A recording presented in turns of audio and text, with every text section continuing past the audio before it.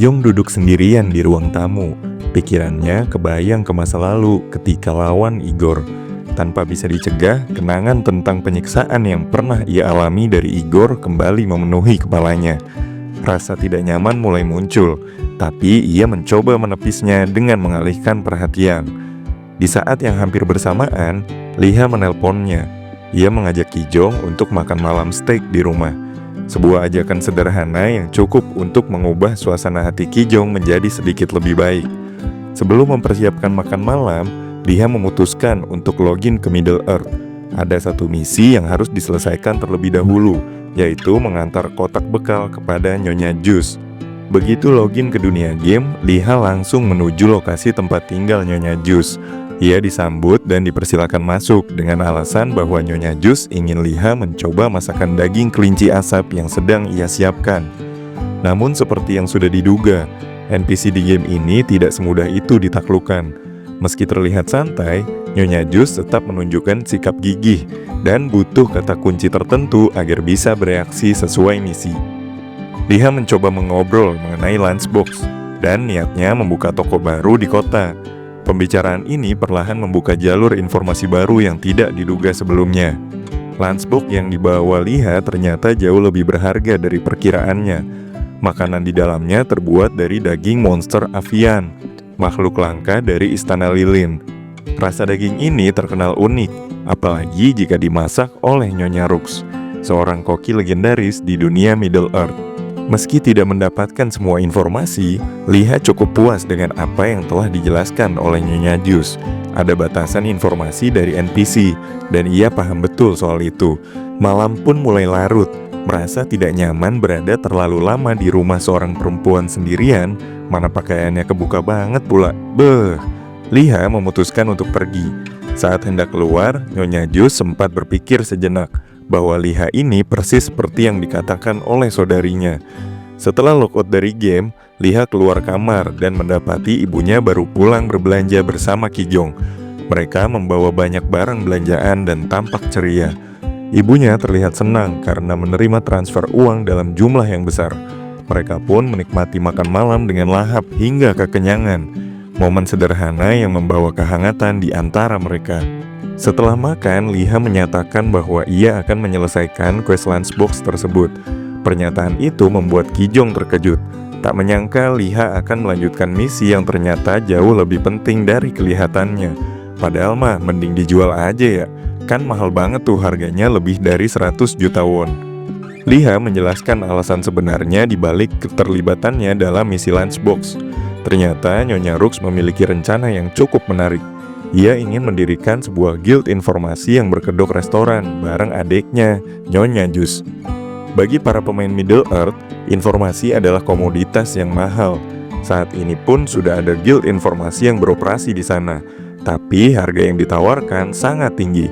Untuk mendapatkan satu informasi saja, para pemain harus membayar sekitar 30 gold, yang jika dikonversikan nilainya mencapai 3 juta won, atau sekitar 35 jutaan dalam rupiah.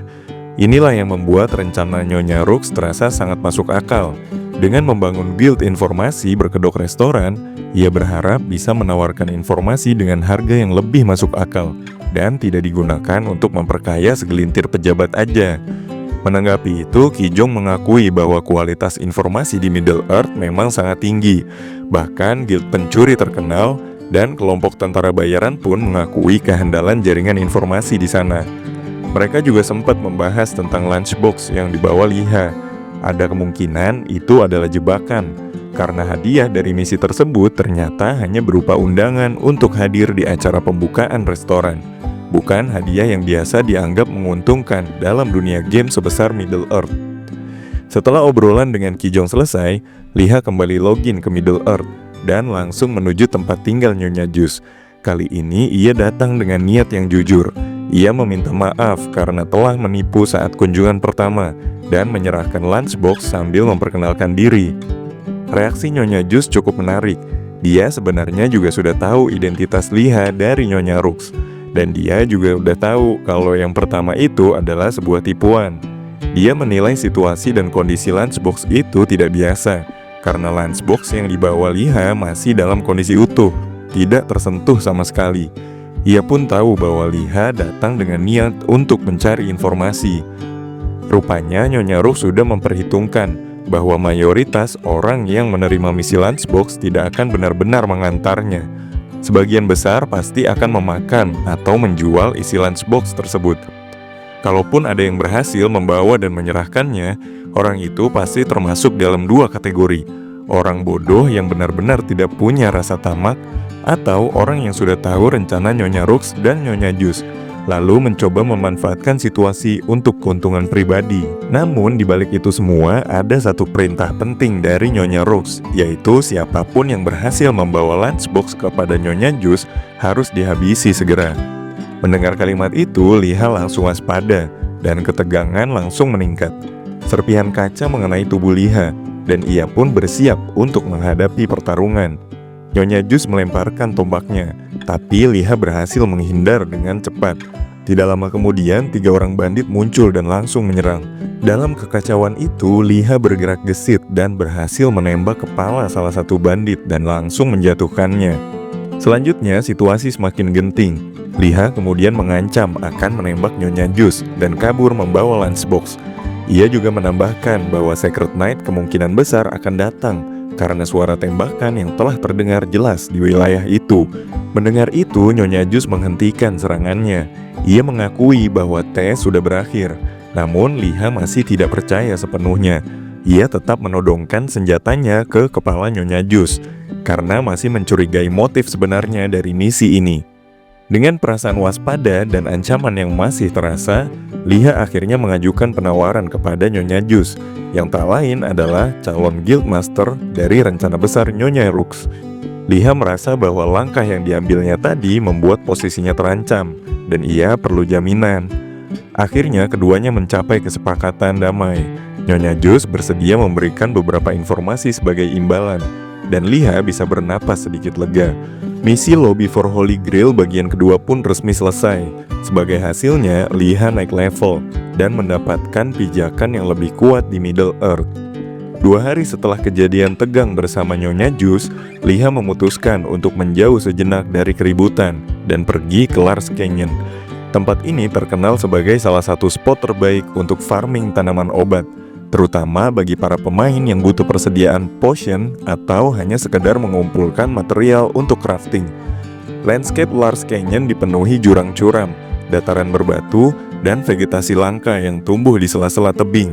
Cukup menantang, tapi juga memberi banyak peluang.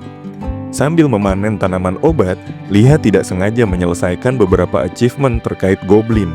Entah karena jumlah goblin yang berhasil ia kalahkan sebelumnya, atau mungkin karena ia menemukan area tersembunyi yang jadi markas kecil goblin.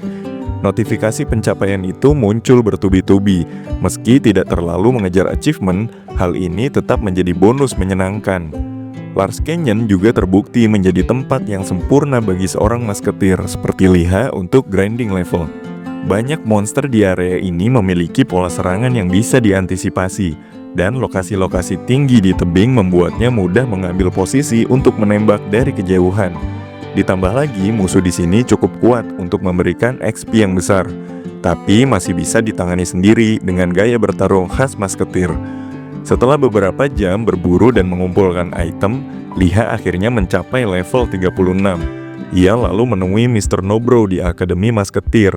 Kali ini, Liha diberikan misi besar yang akan menentukan jalannya sebagai penerus dari salah satu tokoh legendaris The Three Musketeer, yaitu Nyonya Elizabeth. Tugasnya adalah menjadi salah satu dari The Three Musketeer yang baru, dengan misi utama mengalahkan field boss bernama Brass Golem dalam waktu maksimal 15 hari. Hadiahnya sangat menggoda, sebuah skill langka bernama The Eye of the Eagle, yang dulunya merupakan kemampuan khas milik Nyonya Elizabeth. Skill ini kabarnya mampu meningkatkan akurasi secara signifikan dan memberikan efek tambahan saat menembak titik lemah musuh. Bagi seorang masketir, ini adalah hadiah yang sangat berharga.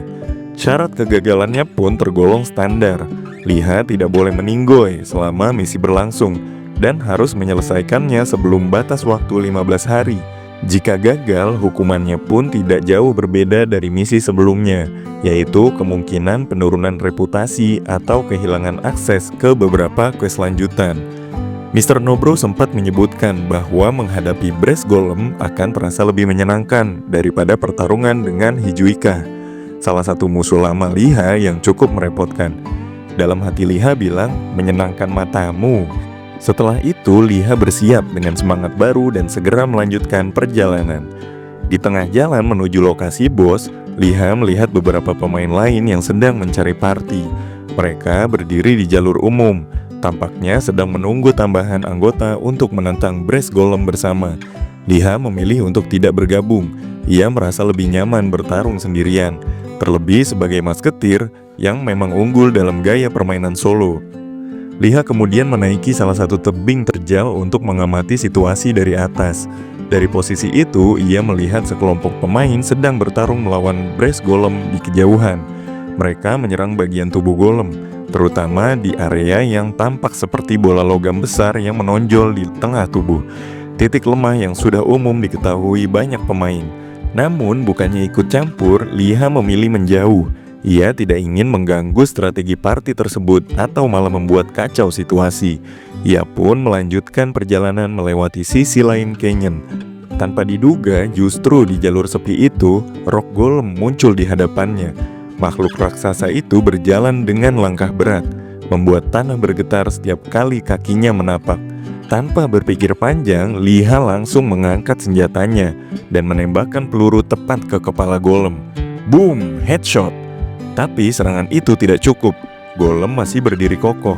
Liha segera berlari untuk mencari posisi baru sambil melakukan reload. Begitu siap, ia menembak lagi dan headshot kembali mengenai kepala. Namun musuh tetap tidak tumbang. Liha menarik napas dalam-dalam. Ia mengaktifkan skill Calm Heart, kemampuan untuk menenangkan diri dan meningkatkan akurasi secara drastis dalam waktu singkat. Dengan fokus penuh, ia membidik dan melepaskan tembakan terakhir. Peluru menembus armor kepala golem, dan kali ini tubuh raksasa itu roboh perlahan ke tanah. Rock Golem itu akhirnya meninggoy juga. Setelah pertarungan intens dan sebuah tembakan terakhir yang tampak sempurna, Liha sempat mengira bahwa Rock Golem benar-benar telah tumbang. Tubuh raksasa itu ambruk, debu mengepul di sekelilingnya, dan sejenak suasana terasa tenang. Namun ketenangan itu tak berlangsung lama. Tanpa peringatan, tubuh golem yang sempat terdiam itu mulai bersatu lagi, kayak kena Edo Tensei. Liha tidak sempat bereaksi lebih jauh sebelum satu serangan dari golem menghantamnya dan membuat tubuhnya terpental cukup jauh. Damage yang diterima besar, dan layar statusnya langsung menunjukkan HP yang tersisa tinggal separuh. Dalam posisi terluka, Liha sempat menembak sekali lagi. Tembakan itu mengenai dada Rock Golem itu, dan untuk pertama kalinya, Liha melihat sesuatu yang mencurigakan di balik gumpalan batu seperti bagian inti, semacam organ vital yang mungkin berfungsi sebagai jantung si golem. Namun, Liha tahu bahwa ia tidak bisa meneruskan pertarungan dalam kondisi kayak gini. Golem itu bukan cuma kuat, tapi juga memiliki kecepatan regenerasi yang luar biasa cepat. Dalam waktu singkat saja, sebagian besar luka yang sebelumnya ia timbulkan sudah tertutup kembali. Dengan HP yang tinggal setengah, bertarung terus berarti bunuh diri. Liha memutuskan untuk mundur. Sambil mencari tempat aman, ia mulai menganalisis misi yang sedang dijalankan dan karakteristik musuh yang dihadapi. Ia mengingat posisi jantung yang terlihat setelah tembakan ke dada, serta kemampuan regenerasi yang begitu cepat. Ini bukan tipe monster yang bisa dikalahkan hanya dengan brute force. Harus ada celah dan nyari satu titik lemah yang bisa dimanfaatkan. Beberapa saat kemudian, Liha kembali bertemu dengan party yang sempat ia lihat sebelumnya. Mereka masih berusaha melawan Rock Golem di area terbuka. Kali ini Liha memilih untuk mengamati dari kejauhan. Ia memperhatikan dengan serius gimana party itu nyerang. Dan di satu momen, salah satu serangan mengenai bagian inti golem. Hanya satu kali pukulan, tapi dampaknya sangat signifikan. Dari sana, Liha mulai memahami bahwa jantung golem adalah kunci yang utama. Dari hasil pengamatan dan informasi yang ia gali, Liha akhirnya mengetahui bahwa cara paling efektif untuk mengalahkan golem adalah dengan menghancurkan bagian yang disebut highly agglomerated mana marble. Meski terdengar seperti istilah teknis dari laboratorium sihir, para pemain justru punya istilah khas untuk itu. Mereka semua menyebutnya sebagai biji testis, tapi kebanyakan pemain lebih nyaman menyingkatnya jadi biji aja. Istilah yang nyeleneh ini udah jadi bagian percakapan sehari-hari antar pemain, meski terkadang terdengar agak konyol. Liha juga sempat bertanya tentang pola kemunculan Brass Golem. Ternyata ketika golem ini muncul, semua pemain yang berada di area sekitar akan berkumpul di gunung tempat bos itu spawn. Ada dua kemungkinan yang akan terjadi. Brass Golem dikalahkan bersama-sama, atau seluruh player di area tersebut dibasmi semua oleh Brass Golem itu. Gak ada yang namanya damai-damai klub kalau Brass Golem ini udah keluar boy. Setelah mengumpulkan cukup informasi, Liha memutuskan untuk berkeliling sejenak, menyusun strategi, dan mencari sudut pandang baru. Tapi gak lama kemudian, sesuatu menarik perhatiannya.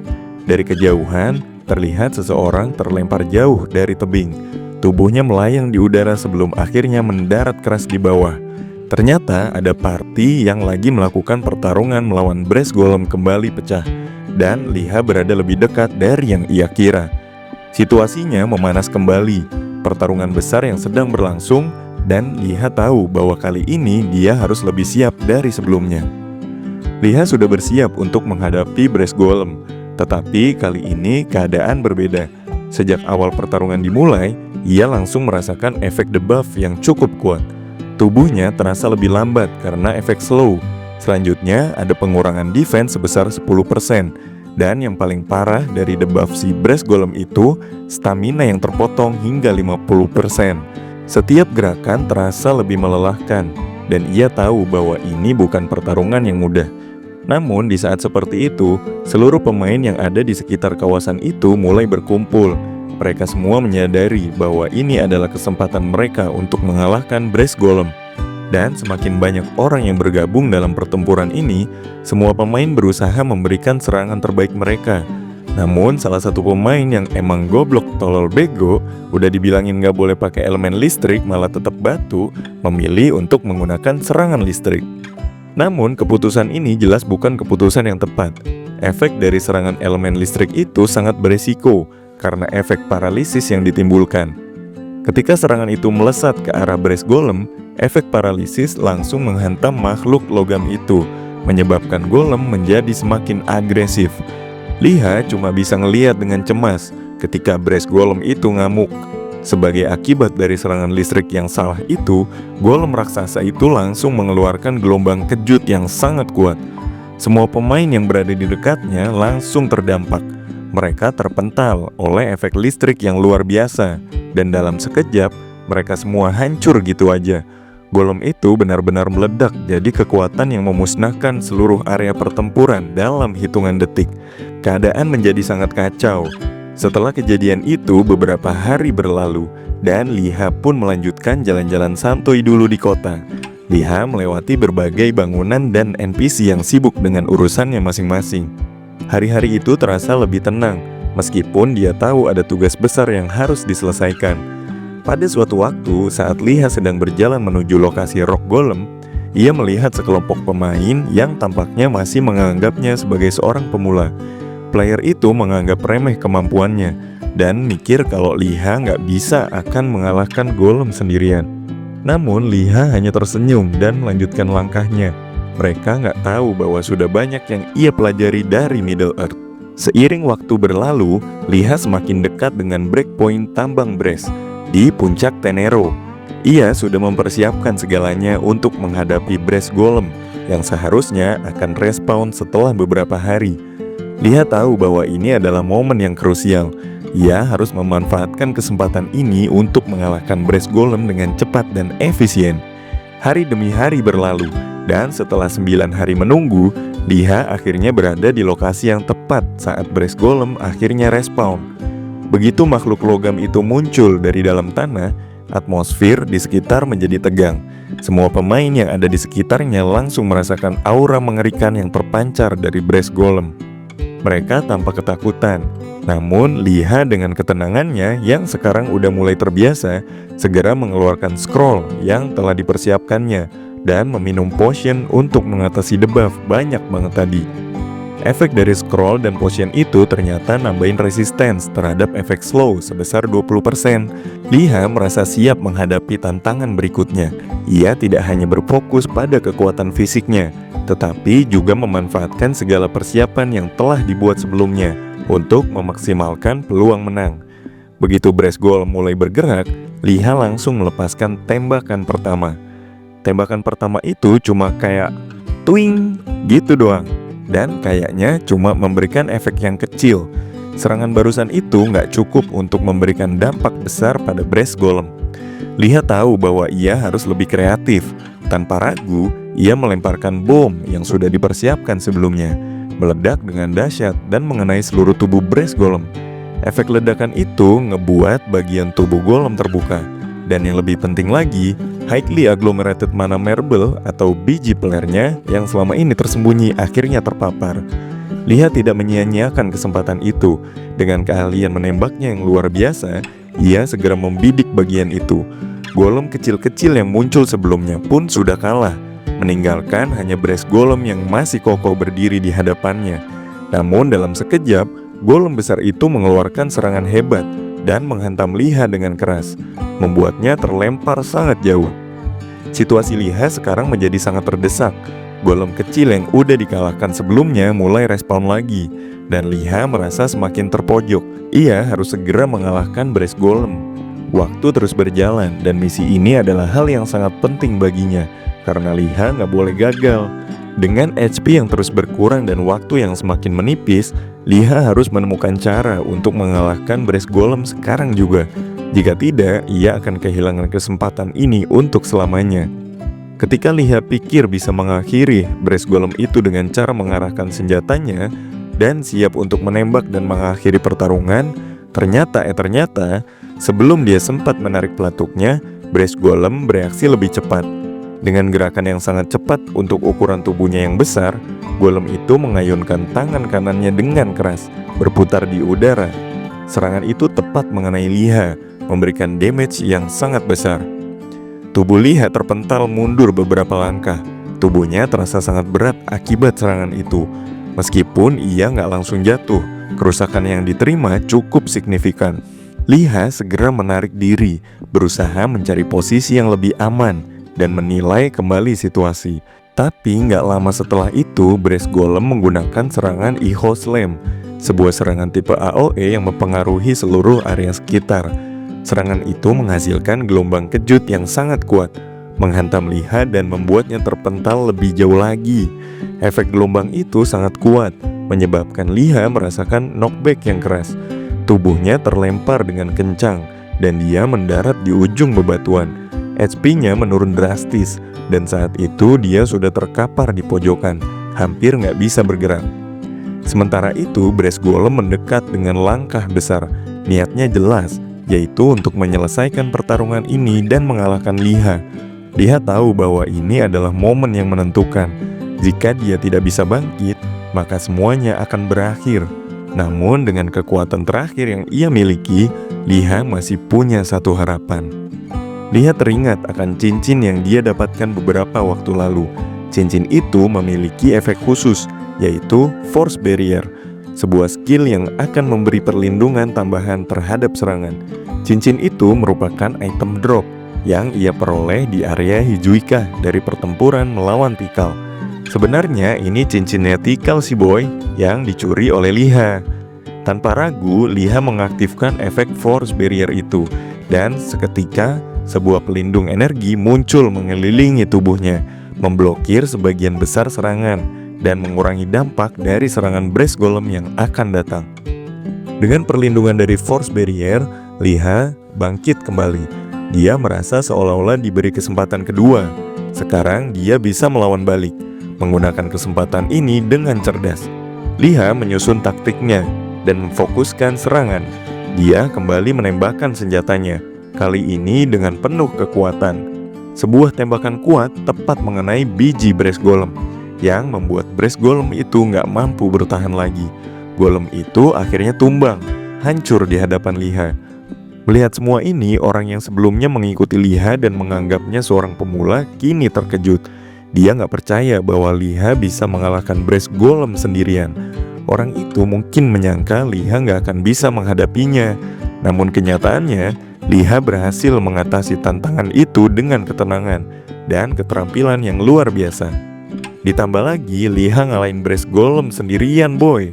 Kelas emang MC kita ini.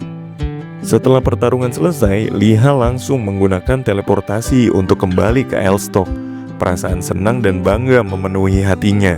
Dia berhasil menyelesaikan quest yang sangat sulit ini sendirian. Dan yang lebih hebat lagi, tepat waktu. Semua usaha dan perjuangannya akhirnya terbayar. Begitu kembali ke kota, Liha menerima berbagai penghargaan atas pencapaiannya. Dia mendapatkan achievement baru berupa Brass Instrument Crafting yang memberikan hadiah tambahan berupa tambahan plus 6 poin STR, tambahan 6 plus poin HP, dan tambahan 90 poin kontribusi nasional.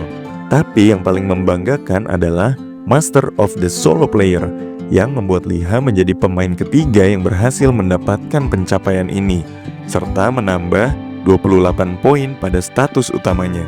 Tidak hanya itu, Liha juga menerima achievement Craft Star yang meningkatkan INT sebesar 6 poin, Dex sebesar 3 poin, dan memberikan skill baru bernama Name Granting. Liha merasa bangga dengan levelnya yang kini sudah mencapai 62 dan status yang sangat baik.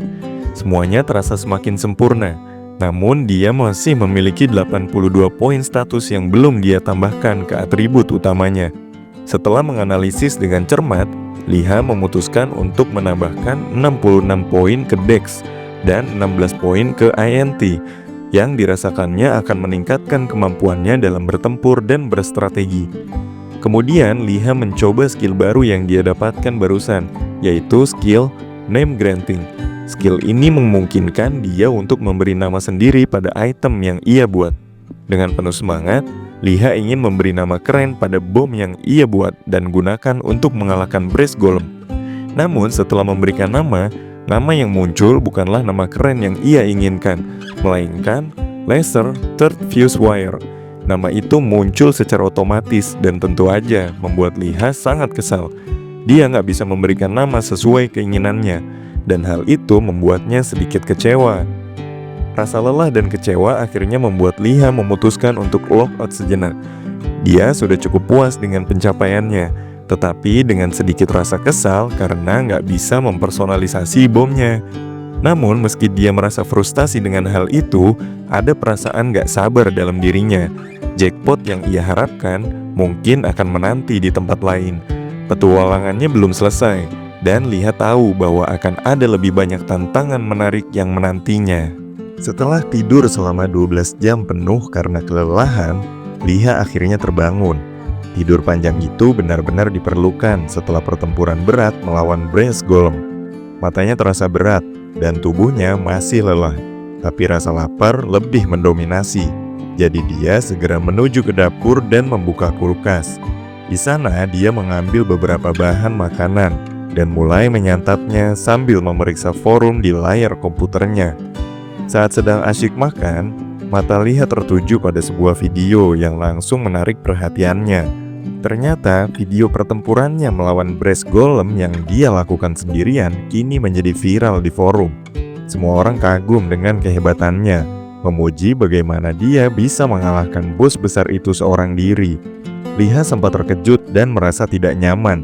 Dia tidak menyangka kalau video pertarungannya bisa tersebar begitu saja tanpa izin darinya. Meski merasa senang dengan pujian itu, dia merasa agak kesal karena identitasnya bisa jadi terbongkar jika orang yang mengunggah video itu memutuskan untuk menghubunginya. Apalagi dia tidak ingin identitasnya diketahui begitu saja. Liha mencoba untuk tidak terlalu memikirkan hal itu dan langsung login ke dalam game. Begitu masuk, Kijong menyapanya dengan ucapan selamat yang tulus, mengagumi pencapaian Liha yang luar biasa. Kijong juga menyatakan bahwa sangat terkesan dengan bagaimana Liha bisa menang melawan Brass Golem sendirian. Mereka pun mengobrol santai sejenak, membahas berbagai hal. Saat percakapan berlangsung, Liha tiba-tiba punya ide untuk menawarkan sebuah perisai bagus kepada Ki Jong. Perisai itu memiliki status yang luar biasa, dengan plus 410 defense, dan beberapa efek aktif lainnya. Liha merasa perisai itu bisa sangat berguna bagi Ki Jong, dan dia menawarkannya dengan harga yang sangat terjangkau. Namun, Liha terkejut saat Ki Jong menjawab bahwa perisai miliknya jauh lebih baik daripada yang ditawarkan oleh Liha. Bahkan perisai Ki Jong itu pasti memiliki nilai yang lebih tinggi. Meskipun harga perisai yang ditawarkan Liha cukup mahal, sekitar 180 gold. Liha pun bingung bertanya-tanya seberapa mahal perisai yang dimiliki oleh Ki Jong. Tanpa banyak bicara lagi, Ki Jong melanjutkan untuk leveling, meninggalkan Liha yang masih tercengang dengan penawaran yang dia berikan. Di sisi lain, Liha menyadari ada masalah baru. Beberapa perlengkapannya mulai rusak setelah pertempuran berakhir, seperti needle gun yang mulai lecet-lecet dan rusak. Lalu ada jubah Agonia Oso yang robek akibat efek solo player melawan Brass Golem. Liha tahu bahwa dia harus segera mencari perlengkapan baru. Jadi dia menghubungi Ki Jong lagi untuk meminta sedikit bantuan dalam hal armor. Setelah itu, Liha mulai memodifikasi jubah Agonia Oso dengan armor hasil sumbangan dari Ki Jong. Setelah dimodifikasi, jubah itu terlihat semakin keren dan membuat Liha merasa lebih percaya diri. Dengan armor baru yang lebih kuat, Liha merasa lebih siap menghadapi tantangan berikutnya. Tak lama setelah itu, Liha kembali ke Akademi Musketeers untuk bertemu dengan Mr. Nobro. Begitu memasuki ruangan, Mr. Nobro langsung memperhatikan perubahan pada penampilan Liha. Wajahnya sedikit terkejut, melihat Liha tampak berbeda dari sebelumnya. Liha pun menerima ucapan selamat atas keberhasilannya menyelesaikan quest Something You Couldn't See From Afar. Sebagai hadiah, Liha mendapatkan 30 silver dan skill The Eye of the Eagle. Mr. Nobro menjelaskan bahwa skill ini sangat berharga, karena itu memungkinkan Liha untuk lebih akurat dalam menembak dari jarak jauh, sesuatu yang sebelumnya sulit dilakukan. Dia menekankan bahwa meskipun Liha tidak bisa melihat dengan jelas dari jarak jauh saat menjalani misi sebelumnya, kondisi tertentu membutuhkan kemampuan untuk menembak lebih tepat, dan itu tidak bisa dilakukan dari jarak yang jauh. Mr. Nobro menjelaskan bahwa skill ini akan sangat membantu Liha dalam pertarungan mendatang.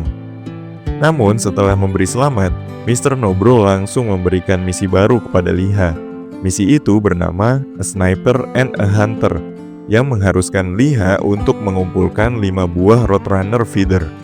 Hadiahnya adalah skill marking, sebuah kemampuan yang sangat berguna untuk Liha, terutama dalam menentukan target dengan lebih mudah.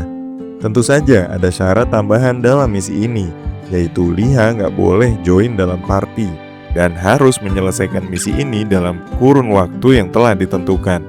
Seperti misi sebelumnya, jika Liha gagal memenuhi deadline, ia harus mengulang misi tersebut dan mendapatkan efek negatif lainnya.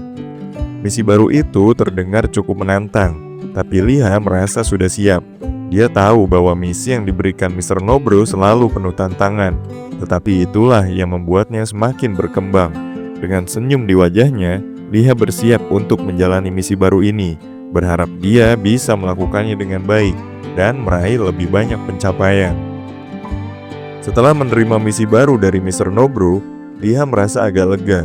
Misi kali ini tidak memiliki syarat yang berat, seperti meninggoy atau batasan waktu yang ketat. Yang perlu dia lakukan hanya mengumpulkan 5 buah Roadrunner feeder, dan itu sudah cukup membuatnya merasa lebih tenang. Roadrunner menurut Mr. Nobro adalah monster tipe burung, namun tidak seperti Golden Eagle yang sering dianggap berbahaya. Gak sopan banget menyamakan Roadrunner dengan Golden Eagle. Roadrunner bahkan jauh lebih mengerikan. Namun kebahagiaan Liha hanya bertahan sebentar. Tiba-tiba sebuah pemberitahuan muncul di depan layar yang menampilkan tentang penerus Nyonya Elizabeth. Misi ini mengharuskan Liha untuk mengenai target dari jarak lebih dari 444 meter tanpa meleset. Misi ini memberikan hadiah yang luar biasa, yaitu skill Black Bat dan juga kesempatan untuk menjadi penerus The Three Musketeers berikutnya. Ternyata Nyonya Elizabeth sebelumnya pernah mengatakan kepada Mr. Nobro bahwa siapapun yang mampu mengenai target sejauh itu akan dipilih untuk menjadi penerusnya. Liha merasa terkejut dan cemas. Misi ini terdengar mustahil baginya. Musket biasa yang dia miliki tentu tidak bisa digunakan untuk mencapai jarak tersebut. Bahkan untuk mengenai target di jarak 444 meter, Liha paham banget bahwa musket biasa jauh dari kata cukup. Setidaknya dia harus menggunakan senjata jenis K2 Assault Rifle yang memiliki akurasi dan jangkauan jauh lebih tinggi. Mr. Nobro ngasih tahu Liha bahwa jika dia berhasil menyelesaikan tantangan ini, dia akan mendapatkan musket warisan dari Nyonya Elizabeth yang selama ini tergantung di dinding ruangannya. Liha merasa sangat tertarik, tapi dia juga tahu bahwa tantangan tersebut nggak mudah. Meskipun begitu, dia memutuskan untuk nggak terburu-buru mengambil tantangan tersebut. Liha lebih memilih untuk fokus pada misi Roadrunner terlebih dahulu, dan sekalian Liha mau terus mengasah keterampilannya dan meningkatkan level. Liha pun melanjutkan perjalanannya menuju desert area, tempat di mana Roadrunner biasanya muncul. Sesampainya di sana, Liha merasa siap dengan menggunakan skill Eye of the Eagle. Liha bisa memperbesar jarak pandangnya, bahkan seperti menggunakan scope kali 16 kayak di PUBG, yang sangat membantu untuk membidik target pada jarak jauh. Begitu dia melihat seekor Roadrunner, Liha langsung menyesuaikan bidikan. Namun masalah muncul. Burung itu tiba-tiba berlari sangat cepat, melarikan diri dengan zigzag yang membuatnya sulit untuk dibidik.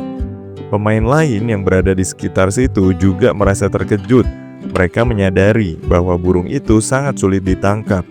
Dan beberapa dari mereka bahkan berhenti grinding karena tahu bahwa burung itu nggak akan mudah untuk dikalahkan. Liha tidak menyerah begitu saja. Dia melanjutkan pencariannya meskipun merasa frustasi. Setelah berburu selama 3 hari berturut-turut, Liha semakin kesal karena belum berhasil mendapatkan burung tersebut. Namun pada suatu momen, Liha mulai menyadari pola pergerakan dari Roadrunner. Burung itu hanya berjalan zigzag, bergerak tidak teratur, namun ada pola yang bisa dimanfaatkan. Dengan bantuan skill Calm Heart yang memungkinkannya untuk tetap tenang dan fokus, Liha akhirnya berhasil menembak burung tersebut dengan tepat. Setelah beberapa tembakan, burung itu jatuh dan Liha berhasil mendapatkan bulu pertamanya. Di sisi lain, ada pemain yang menaiki kuda yang mulai menyadari keberadaan Liha yang sedang berburu Roadrunner. Mereka memperhatikan bagaimana Liha dengan tenang dan fokus berhasil mengalahkan burung itu. Meskipun tidak mudah, namun Liha tidak peduli dengan apa yang orang lain pikirkan. Dia terus melanjutkan perburuan, menyelesaikan misinya untuk mendapatkan kelima bulu Roadrunner yang dibutuhkan. Setelah beberapa waktu, Liha akhirnya menyelesaikan misinya dan merasa puas dengan pencapaiannya. Dia mulai memutuskan untuk pulang dari hutan tempat dia berburu.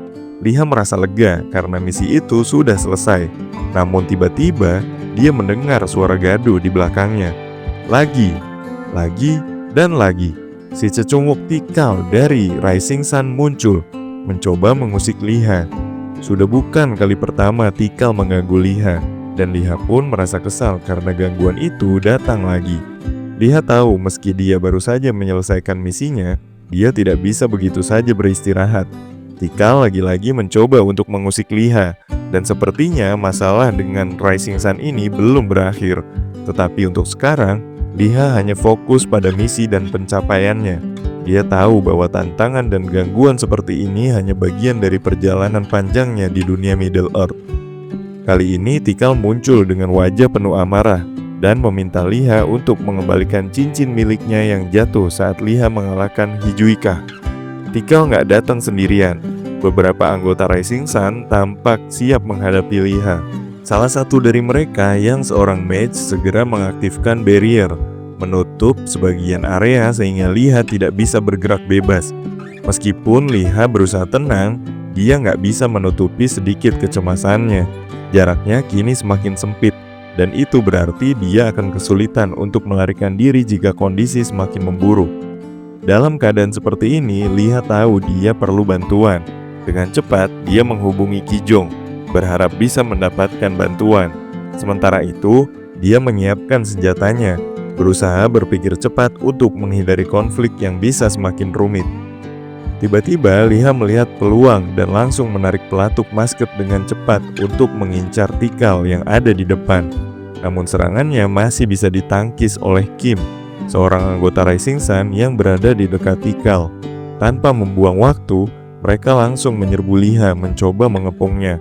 Namun Liha sudah siap dengan keadaan mendesak seperti itu. Dia melemparkan bom rakitannya yang meledak dengan dahsyat dan mengenai seorang mage dan yang langsung tereliminasi. Namun masalah baru muncul. Seorang anggota baru Rising Sun datang membawa katana dan langsung menyerang Liha dari jarak jauh.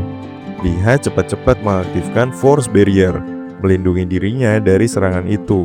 Orang yang menyerangnya ternyata adalah Zeko, seorang male dealer yang sangat berbahaya. Meski Zako lebih terkenal sebagai petarung jarak dekat, kemampuan uniknya memungkinkan dia untuk menyerang dengan pedang dari jarak jauh, menambah ancaman bagi Liha.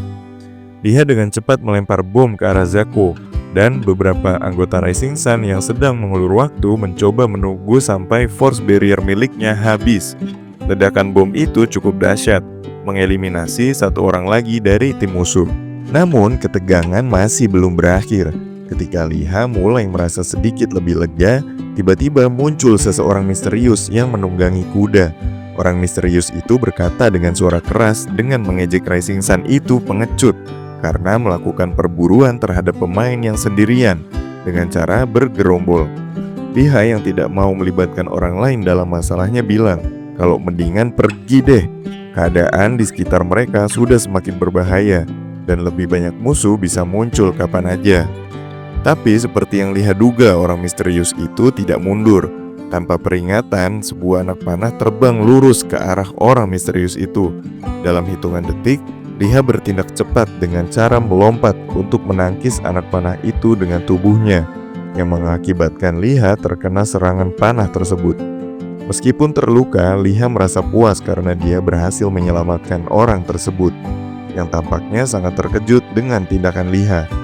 Dia pun memilih untuk keluar dari efek barrier karena buat nyelamatin orang misterius itu.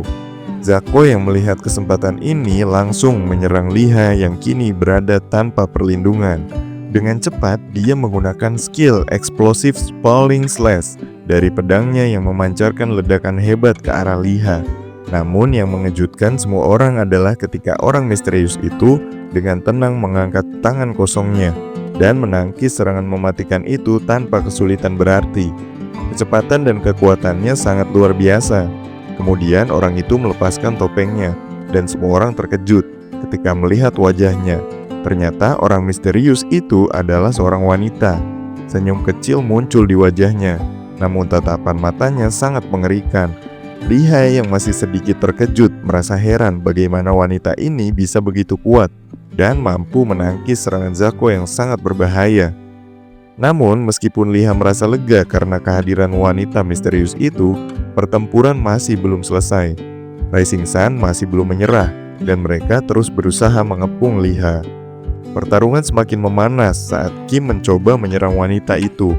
Tanpa ampun, wanita itu langsung menggunakan skill Lunge, sebuah serangan cepat yang mematikan.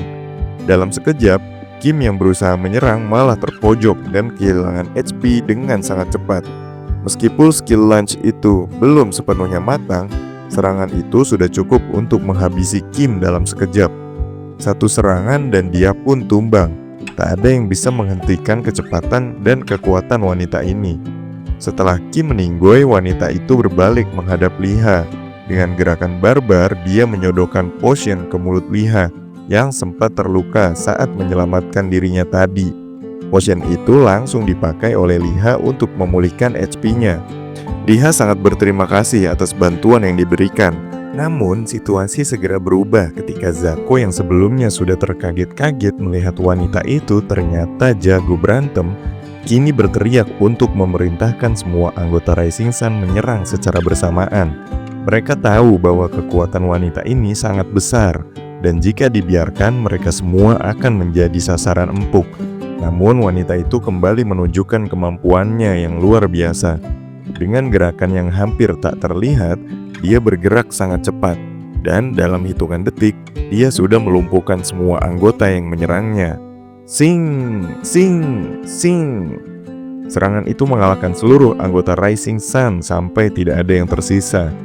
Liha yang terkejut melihat solo play itu merasa sangat berterima kasih kepada wanita tersebut. Sebagai tanda terima kasih, Liha memberikan potion merah yang dibawanya. Namun wanita itu menolak dengan halus.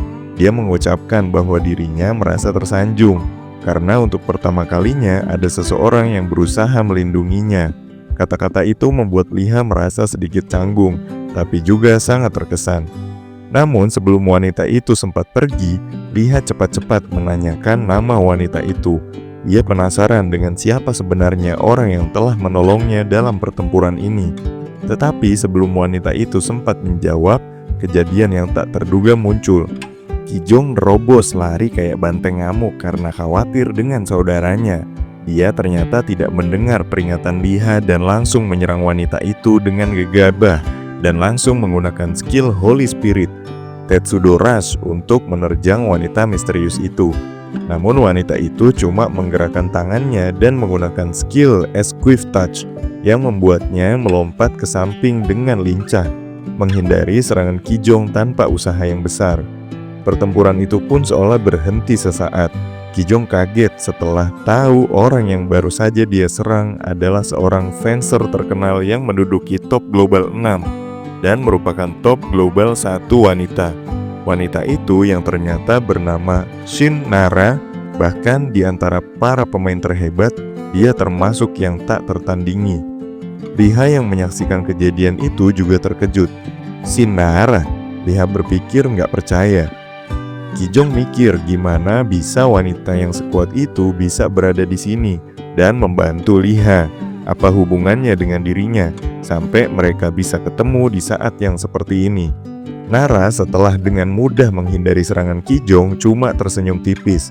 Dalam senyuman itu ada sesuatu yang memancarkan aura kekuatan, kepercayaan diri, dan keahlian yang luar biasa. Liha yang masih mencoba memahami situasi ini walaupun ujungnya semakin bingung, tapi satu hal yang pasti, ini adalah pertemuan yang tidak biasa. Dan Middle Earth ini ternyata jauh lebih kompleks dari yang dia bayangkan. Nara bukanlah pemain biasa. Di dunia nyata dia adalah seorang atlet anggar yang meraih medali emas di Korea. Keahliannya dengan pedang, terutama dengan rapier itu sudah di luar batas manusia biasa. Pedangnya tipis dan memanjang, fleksibel dan cepat, mencerminkan kemampuannya dalam reaksi yang hampir melebihi batas manusia normal. Ketika Liha melihatnya bertarung barusan, Liha juga tahu dan membandingkannya dengan sosok legendaris seperti Lepanto, model Lancelot. Nara tidak hanya memiliki kemampuan bertarung yang luar biasa, tapi juga aura profesionalisme yang jelas terlihat, bahkan dalam dunia maya. Setelah kejadian itu, mereka bertiga berkenalan lebih lanjut. Nara yang sekarang tampak lebih santai, mulai menceritakan perjalanan dan misinya. Ternyata Nara tengah menjalani quest pencarian untuk menemukan Magic Sword. Dan saat itu dia sedang menggunakan pedang kayu sebagai bagian dari persyaratan questnya. Liha yang mendengar tentang Magic Sword itu mengaitkannya dengan Broset. Jadi Liha itu sempat ingat jika dia pernah mendengar sesuatu tentang hal itu pas jalanin quest si Lepanto. Walaupun nggak tahu banyak detailnya, Liha ingat bahwa informasi tersebut ia dapatkan saat menjalani misi dari Akademi Masketir. Nara terlihat sangat antusias dan berharap banyak pada informasi itu. Meskipun Liha tidak tahu banyak, dia memberitahu Nara bahwa tempat yang dicari untuk menemukan Broset itu ada di dekat perbatasan Minit. Nara yang awalnya tidak tahu banyak, langsung merasa lebih optimis setelah mendapatkan petunjuk tersebut. Sebelum pergi, Nara menambahkan Liha ke dalam friend list di game.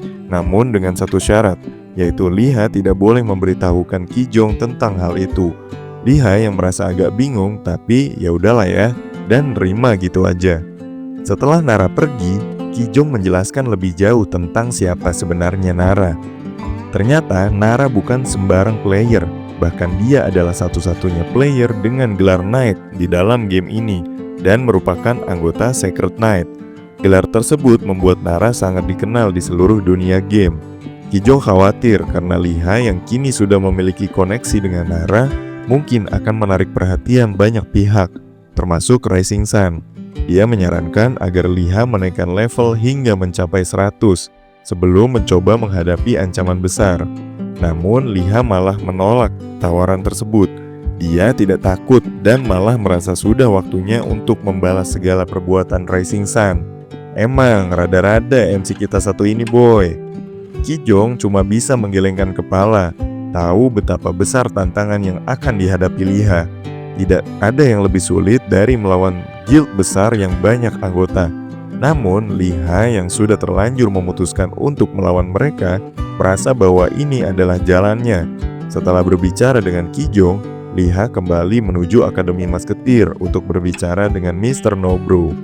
Di akademi, Mr. Nobru sudah menunggu dan menyambut Liha dengan santuy seperti biasa. Lalu dia memberikan misi baru untuk Liha, sebuah tantangan yang jauh lebih berat, yaitu Comprehensive Exam. Misi ini mengharuskan Liha untuk menghabisi seseorang bernama Angel dari kelompok Wild Angel, sebuah kelompok bandit berkuda yang sangat terkenal. Hadiahnya cukup menggiurkan, yaitu Skill Snipe, 20 poin Familiarity dengan Secret Knight, dan 50 poin kontribusi nasional. Selanjutnya, sebagai petunjuk awal, Mr. Nobru memberikan Liha foto sketsa dari targetnya. Kayak poster buruan di One Piece boy. Tapi, kayak siapa ya? Coba komen di bawah. Oke lanjut. Liha menerima misi tersebut. Namun sebelum dia pergi, dia nggak bisa menahan diri untuk bertanya, kalau saya berhasil mengalahkan si Angel ini, apakah itu akan menghentikan kelompok Wild Angel? Bukankah setelah satu pemimpin meninggoy, selalu ada orang lain yang akan menggantikannya?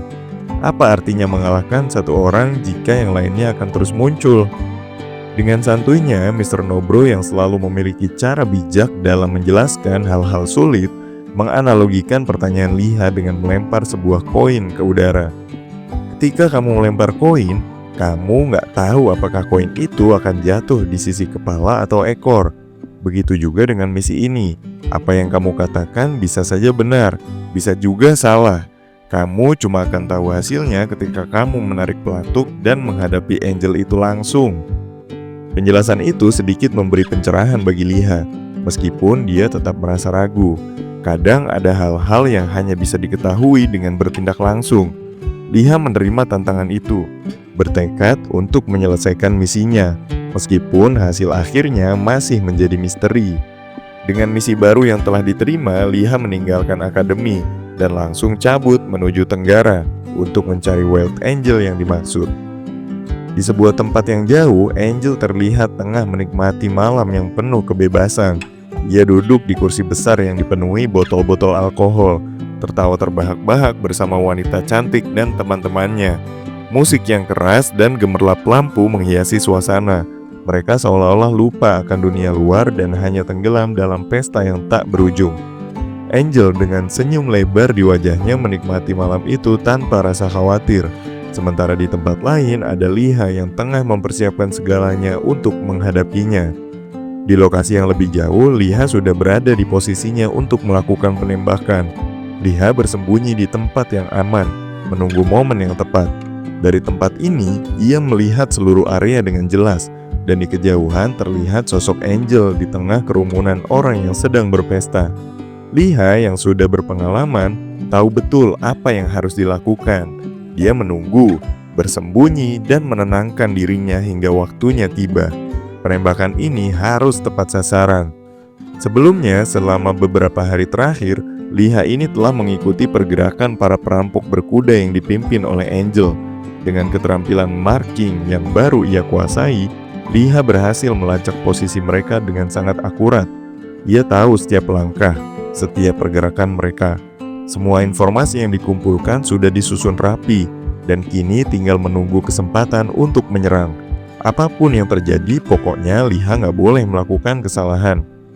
Namun sebelum menarik pelatuknya, Liha melakukan analisis cepat terhadap area di sekitar benteng tempat para perampok itu bersembunyi. Dia memperhatikan adanya lingkaran sihir di sekitar area tersebut. Lingkaran ini memberikan tanda bahwa sihir mungkin digunakan untuk melindungi tempat itu, atau bahkan untuk menutupi keberadaan mereka. Ini membuat Liha semakin berhati-hati. Tepat saat Angel tampak keluar buat nyebat bentar, Liha langsung menarik pelatuk musketnya, dan tembakan yang keras itu terdengar menggelegar. Boom! Headshot! Angel langsung terjatuh. Namun ketika Liha ngeliat lebih teliti lagi, dia merasa ada yang aneh.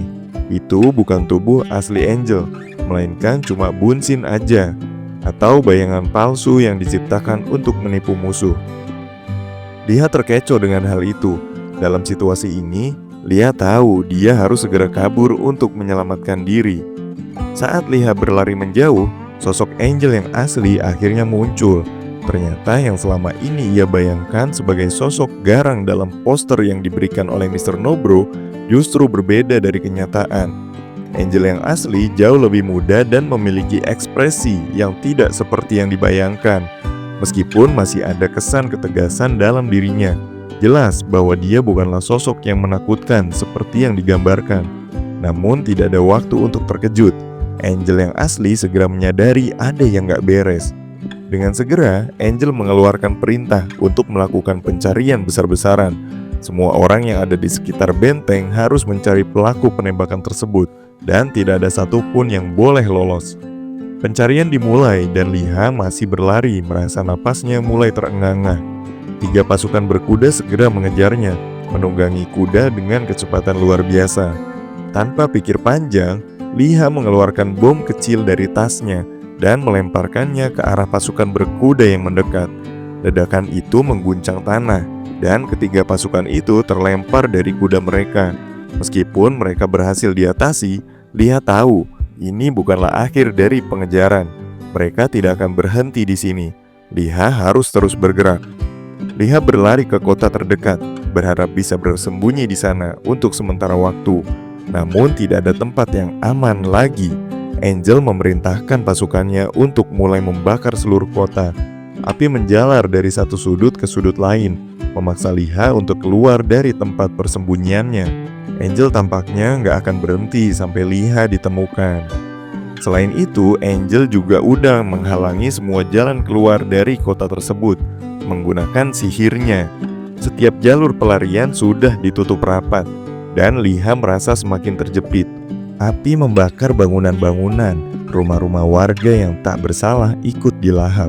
Orang-orang yang tidak terlibat dalam masalah ini harus menjadi korban dari kebrutalan yang sedang terjadi. Liha melihat semuanya dengan hati yang dipenuhi kemarahan. Desa yang seharusnya menjadi tempat yang aman kini hancur lebur. Liha merasa sangat kesal. Para bandit yang dipimpin oleh Angel telah membakar seluruh kota, menghancurkan rumah-rumah warga hanya untuk menemukan dirinya.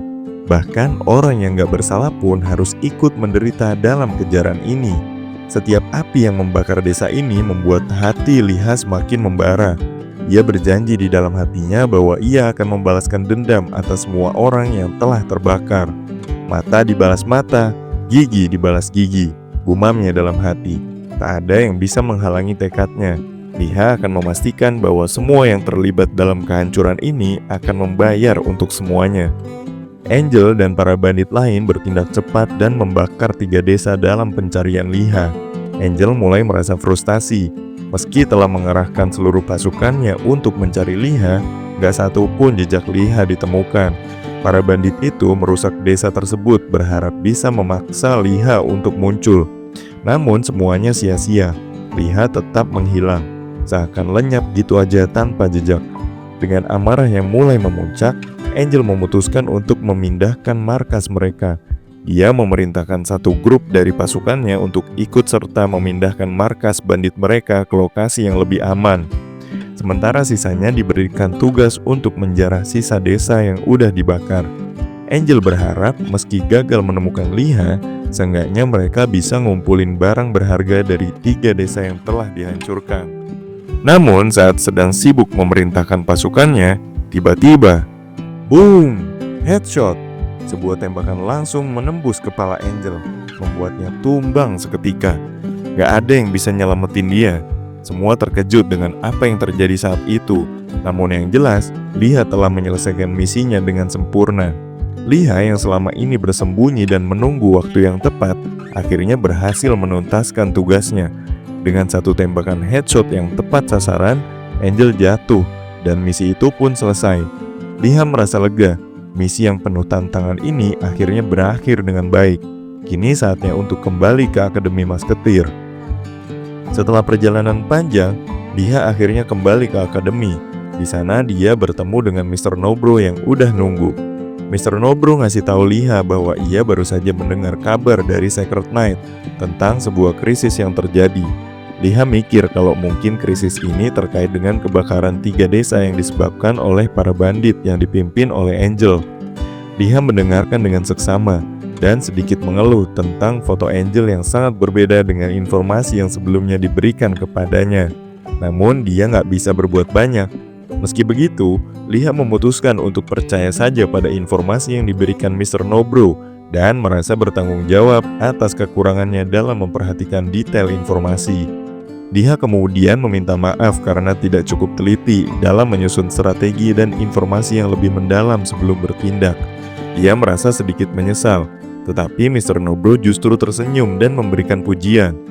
Ternyata Sacred Knight yang datang ke akademi bukanlah untuk memarahi Liha, melainkan untuk meminta maaf karena telah memberikan informasi yang salah. Ternyata memberi informasi yang keliru kepada seorang sniper bisa berakibat fatal, dan mereka menyadari kesalahan itu. Mr. Nobro merasa sangat bangga kepada Liha. Meskipun ada kesalahan informasi, Liha tetap bisa menyelesaikan misinya dengan sangat baik. Pengamatan dan analisa Liha yang tajam membantunya menuntaskan misi ini dengan sempurna. Sebagai bentuk penghargaan, Liha diberi hadiah berupa 1 koin emas, skill sniping yang lebih terasa, serta peningkatan familiarity dengan Sacred Knight sebanyak 90 poin. Selain itu, kontribusi nasional Liha juga bertambah 90 poin. Semua pencapaian itu membuktikan bahwa Liha memang calon sniper pewaris Nyonya Elizabeth yang sangat berbakat. Mr. Nobro kemudian menawarkan kesempatan kepada Liha untuk mengambil ujian sniper pewaris Nyonya Elizabeth. Namun Liha menolaknya. Dia merasa belum siap dan ingin melatih kemampuannya lebih jauh sebelum mengambil ujian yang lebih besar. Liha tahu bahwa setiap langkahnya harus dipikirkan dengan matang, dan kali ini dia merasa belum cukup siap untuk ujian itu. Sebelum Liha meninggalkan ruangan, dia nggak bisa menahan rasa ingin tahunya dan bertanya kepada Mr. Nobro tentang Sleeping Kid, sebuah nama yang terdengar familiar namun misterius. Namun Mr. Nobro hanya diam dan gak memberikan jawaban. Liha merasa ada sesuatu yang disembunyikan, tetapi dia tidak memaksa. Dengan perasaan penuh tanya, Liha akhirnya keluar dari ruangan.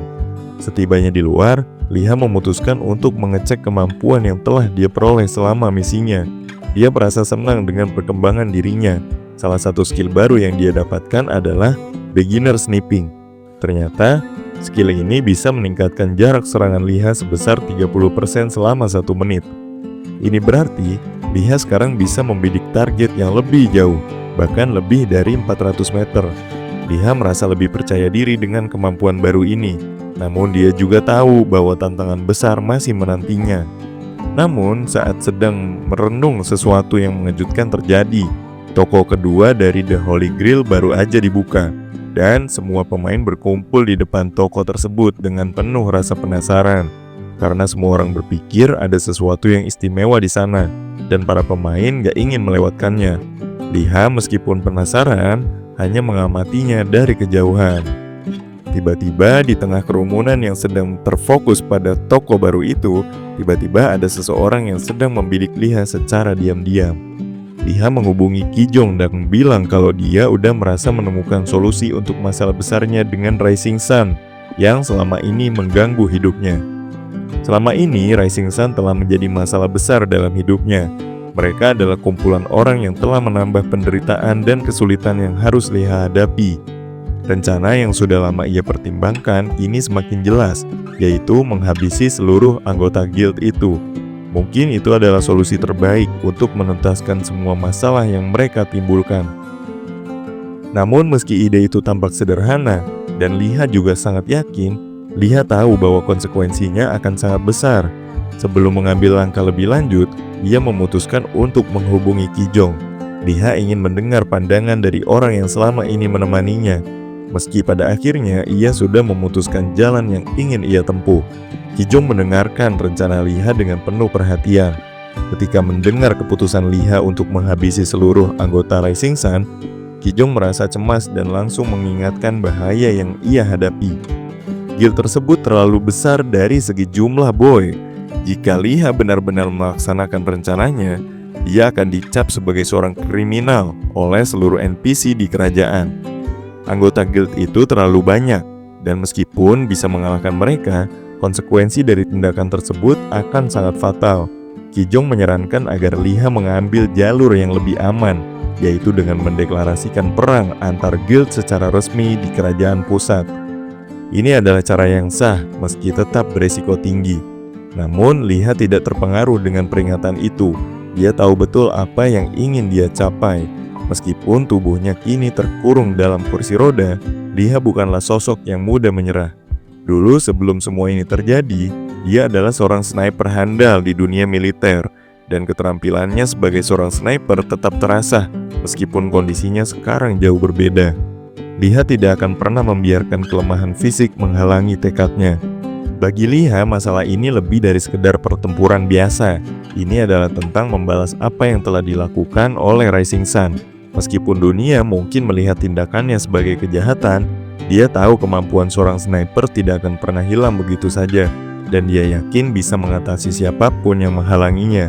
Dalam hatinya, Liha sudah memutuskan untuk mengambil jalan yang dia anggap benar, meski itu berarti menghadapi konsekuensi besar. Dengan keyakinan yang tak tergoyahkan, Liha menganggap ini sebagai langkah yang harus diambil. Dia sadar bahwa jalan ini mungkin akan membawanya pada bahaya yang lebih besar. Tetapi bagi Liha, itu adalah harga yang pantas dibayar untuk menuntaskan masalah ini. Di lereng tajam Sentinel Mountain, sebuah wilayah berbatu di daerah Chine, dekat desa Orc, seorang pria sedang mengamati dalam diam di semak-semak.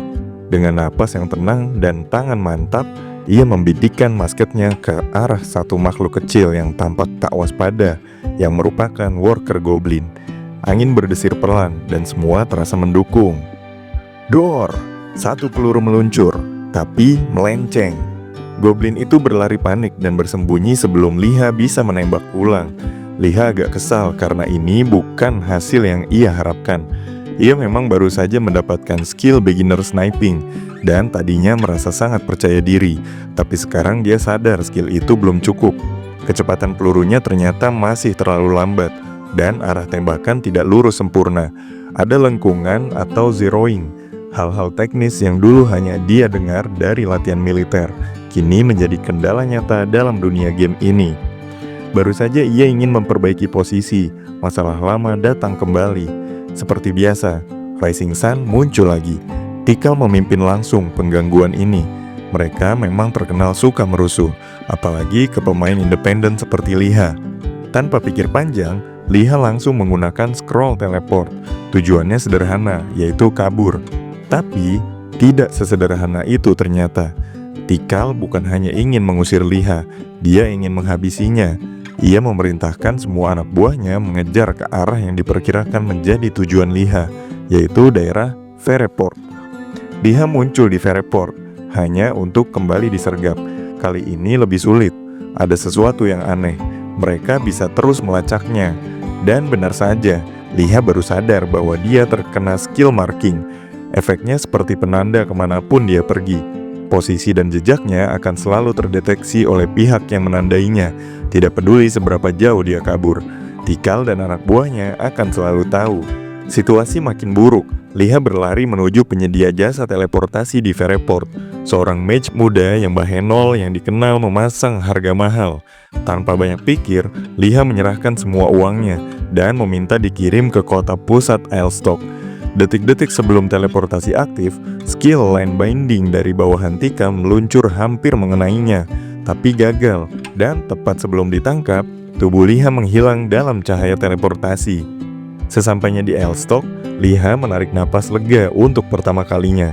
Di kota ini peraturan sangat ketat, kekacauan dan pertarungan dilarang keras. Siapapun yang membuat keributan akan langsung berhadapan dengan pasukan Sacred Knight, penjaga suci kota. Untuk sementara waktu, Liha merasa aman.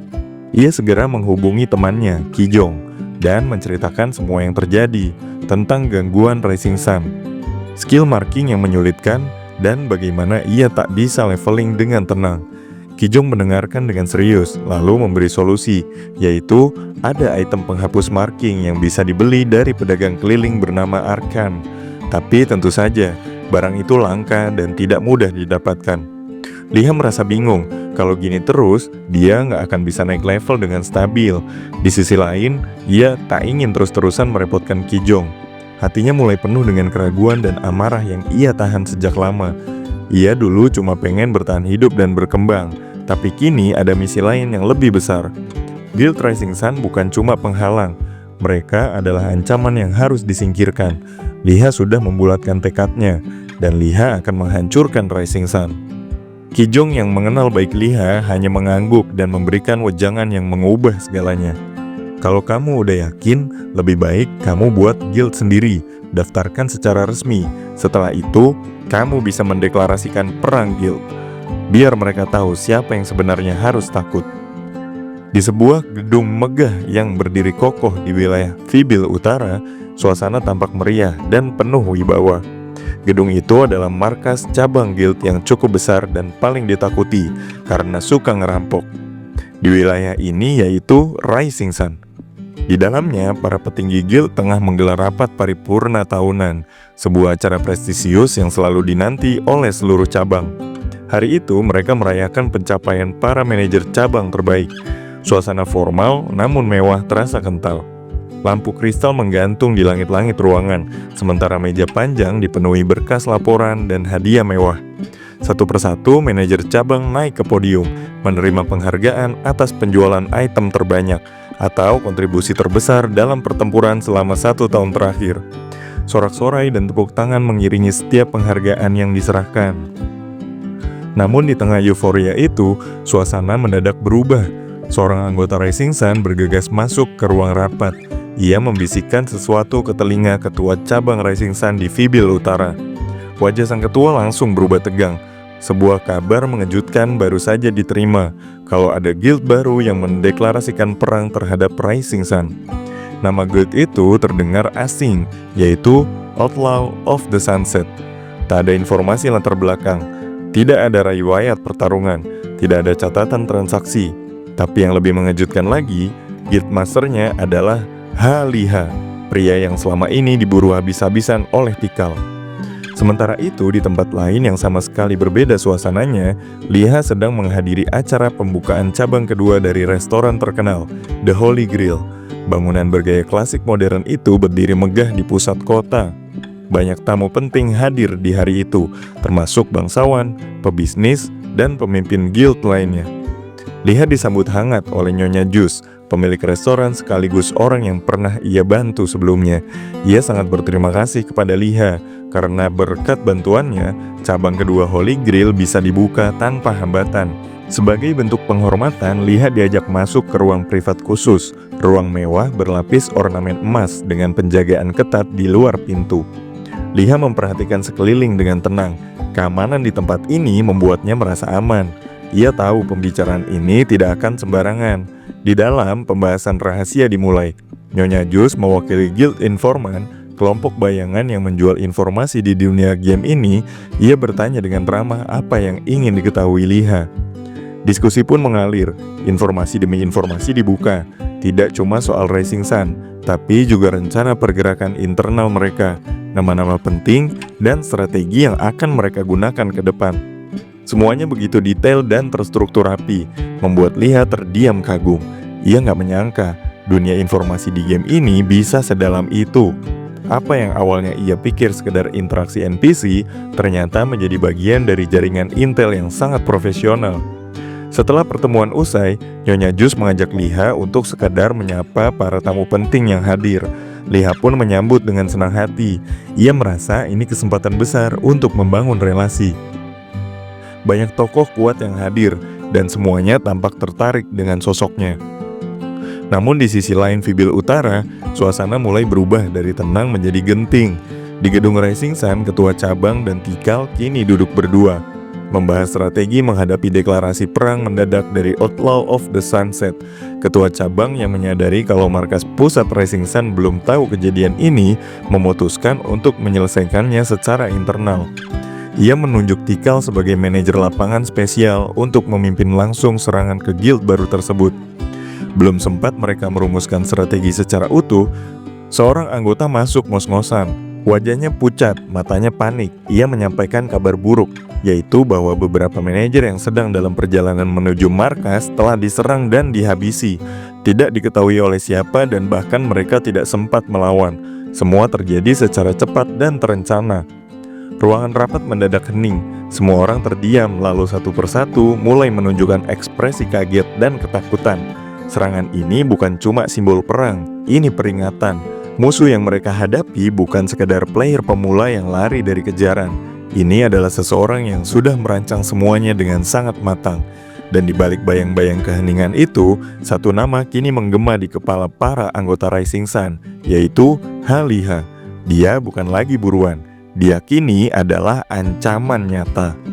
Di depan gedung megah markas Guild Rising Sun cabang Fibil Utara, suasana mendadak berubah menjadi medan pertempuran. Beberapa orang yang masih hidup kini tengah bertarung habis-habisan.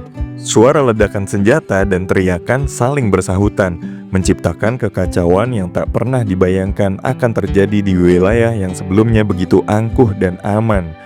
Di dalam ruang pertemuan yang belum lama ini dipenuhi tepuk tangan dan senyum kemenangan, kini berubah menjadi ruang krisis. Ketua cabang yang wajahnya kini penuh kemarahan, berdiri dan langsung memerintahkan Tikal untuk segera bersiap. Nggak ada waktu lagi untuk ragu, perintahnya jelas, yaitu serang balik Liha dan bawa dia hidup-hidup ke hadapannya. Namun mereka nggak tahu satu hal, yaitu Liha sudah selangkah lebih jauh dari yang mereka perkirakan. Serangan yang mereka alami bukan dari satuan elit atau pasukan guild lainnya. Itu semua berasal dari satu orang, seorang penembak jarak jauh yang gak bisa mereka lihat, tak bisa mereka lacak, bahkan gak tahu dari mana pelurunya datang. Liha menembak dari kejauhan, begitu jauh sampai-sampai tidak satupun orang di markas tahu lokasi pastinya. Dalam waktu singkat, 10 orang telah tumbang di tangannya, tanpa suara, tanpa peringatan. Setiap tembakan tepat sasaran, gak ada yang bisa ngindar. Liha bisa mengeksekusi semua itu dengan begitu sempurna, bukan karena keberuntungan, tapi karena persiapan dan informasi yang sangat matang. Semuanya dimulai dari pertemuannya dengan Nyonya Jus, pemilik Holy Grail, dan Guildmaster masa depan Guild Informant. Dari sanalah Liha mendapatkan peta lengkap markas Rising Sun, termasuk posisi strategis, titik buta, dan jadwal pergerakan para petinggi guild. Informasi itu menjadi bahan bakarnya untuk memulai balas dendam yang selama ini ia simpan dalam diam. Saat Tikal dan ketua cabang Donyoku masih sibuk menyusun strategi pertahanan dan penyerangan balik, Liha sudah lebih jauh dari dugaan mereka. Ia nggak cuma menyerang cabang Fibil Utara aja, melainkan lanjut berburu kepala di cabang lain. Dalam waktu yang nyaris bersamaan, Liha berhasil menghabisi 5 tokoh penting lainnya dari Guild Rising Sun. Yang pertama, kepala cabang Fibil Selatan. Yang kedua, kepala cabang Valveld Riverside. Yang ketiga, kepala cabang Fibil Timur. Yang keempat, wakil kepala cabang Amois Mountain. Dan yang kelima, wakil kepala cabang Emerald Jungle. Semua dieliminasi terjadi dengan cepat, bersih, dan gak terdeteksi. Gak ada ampun, gak ada waktu buat minta bantuan. Dan itu pun belum selesai. Liha kembali bergerak, kali ini mengincar 4 manajer lapangan spesial tambahan. Mereka pun tumbang satu persatu, bahkan sebelum bisa mengaktifkan pertahanan mereka sendiri. Kabar eliminasi tokoh penting itu menyebar dengan cepat ke seluruh jaringan Rising Sun. Rasa panik melanda dan gak ada yang menyangka kalau satu orang yang dulunya cuma dianggap pemain cupu bisa berubah jadi mimpi buruk bagi guild terbesar di wilayah ini. Hahaha, kukira cupu, ternyata suhu boy, senggol dong. Haliha, sang penembak bayangan telah berubah menjadi pemburu tak kenal ampun dan korbannya semakin banyak. Ketakutan mulai menyelimuti bahkan para petinggi guild. Mereka nggak lagi merasa aman di markas sendiri. Perang ini udah dimulai dan Liha menunjukkan bahwa dia nggak akan berhenti sampai semuanya jatuh. Setelah hari-hari penuh kekacauan dan ketakutan yang ditinggalkan oleh aksi brutal Liha, kabar buruk itu akhirnya sampai juga ke markas pusat Guild Rising Sun. Di balik dinding megah kantor pusat yang biasanya sibuk dengan laporan keuntungan dan strategi ekspansi, kini suasananya penuh tekanan. Guildmaster, sosok yang begitu ditakuti dalam jaringan guild itu, menerima laporan yang membuatnya darah mendidih, berupa pendapatan seluruh cabang turun drastis sebanyak 43% dibanding bulan sebelumnya. Angka itu bukan cuma statistik biasa. Bagi Guildmaster, ini adalah simbol dari kegagalan. Dan yang paling membuatnya geram, hanya satu cabang yang gak terdampak, yaitu cabang Fibil Selatan. Sebuah anomali yang menimbulkan kecurigaan besar. Dengan wajah keras dan nada penuh kekecewaan, Guildmaster langsung menunjuk penyebabnya, yaitu Mamang Donyoku, kepala cabang yang gagal mengendalikan situasi sejak awal. Bagi Guildmaster, semua ini adalah konsekuensi dari kelalaian Donyoku, dan efeknya kini menjalar ke seluruh struktur organisasi. Tanpa banyak basa-basi, Guildmaster memberi ultimatum bahwa Donyoku cuma punya waktu 1 minggu untuk menyelesaikan kekacauan ini. Bukan sekadar menenangkan situasi, tapi harus benar-benar menyingkirkan Liha sampai gak tersisa. Bahkan lebih jauh dari itu, Guildmaster meminta screenshot karakter Liha. Ia ingin memastikan bahwa karakter itu benar-benar dihapus, bukan dalam arti teknis, tapi dalam pengertian yang lebih kejam, dengan membuat pemainnya trauma sampai nggak ingin menyentuh game ini lagi, hingga benar-benar menekan tombol delete karakter. Sementara itu, Liha yang nggak pernah tahu betapa seriusnya Guildmaster memburunya sedang dalam keadaan santai. Ia sedang menikmati waktu bebasnya di sebuah area netral, sambil terus siaga dengan maskotnya. Namun ketenangan itu nggak berlangsung lama. Dari kejauhan, ia melihat seorang pemain dari Rising Sun tengah berkeliaran. Tanpa pikir panjang, Liha mengangkat maskotnya dan melepaskan satu tembakan. Boom! Headshot! Target pun tumbang seketika. Namun, itu ternyata adalah jebakan. Saat pelurunya menembus tubuh musuh, posisi Liha langsung terungkap. Dalam hitungan detik, puluhan anggota Rising Sun bermunculan dari segala arah. Mereka sudah menyiapkan pasukan pengejar, cuma nunggu Liha menunjukkan diri. Kini Liha menjadi buruan utama. Merasa jumlah mereka terlalu banyak untuk dihadapi di tempat terbuka, Liha langsung melarikan diri menuju sebuah hutan gelap tanpa pencahayaan. Medan yang sulit dan penuh semak, tapi bagi Liha justru inilah panggung yang sempurna. Ia tahu bagaimana bermain dalam kegelapan. Di sisi lain, Tikal yang memimpin pengejaran gak gegabah. Ia menyusun strategi dengan rapi sebelum memasuki hutan.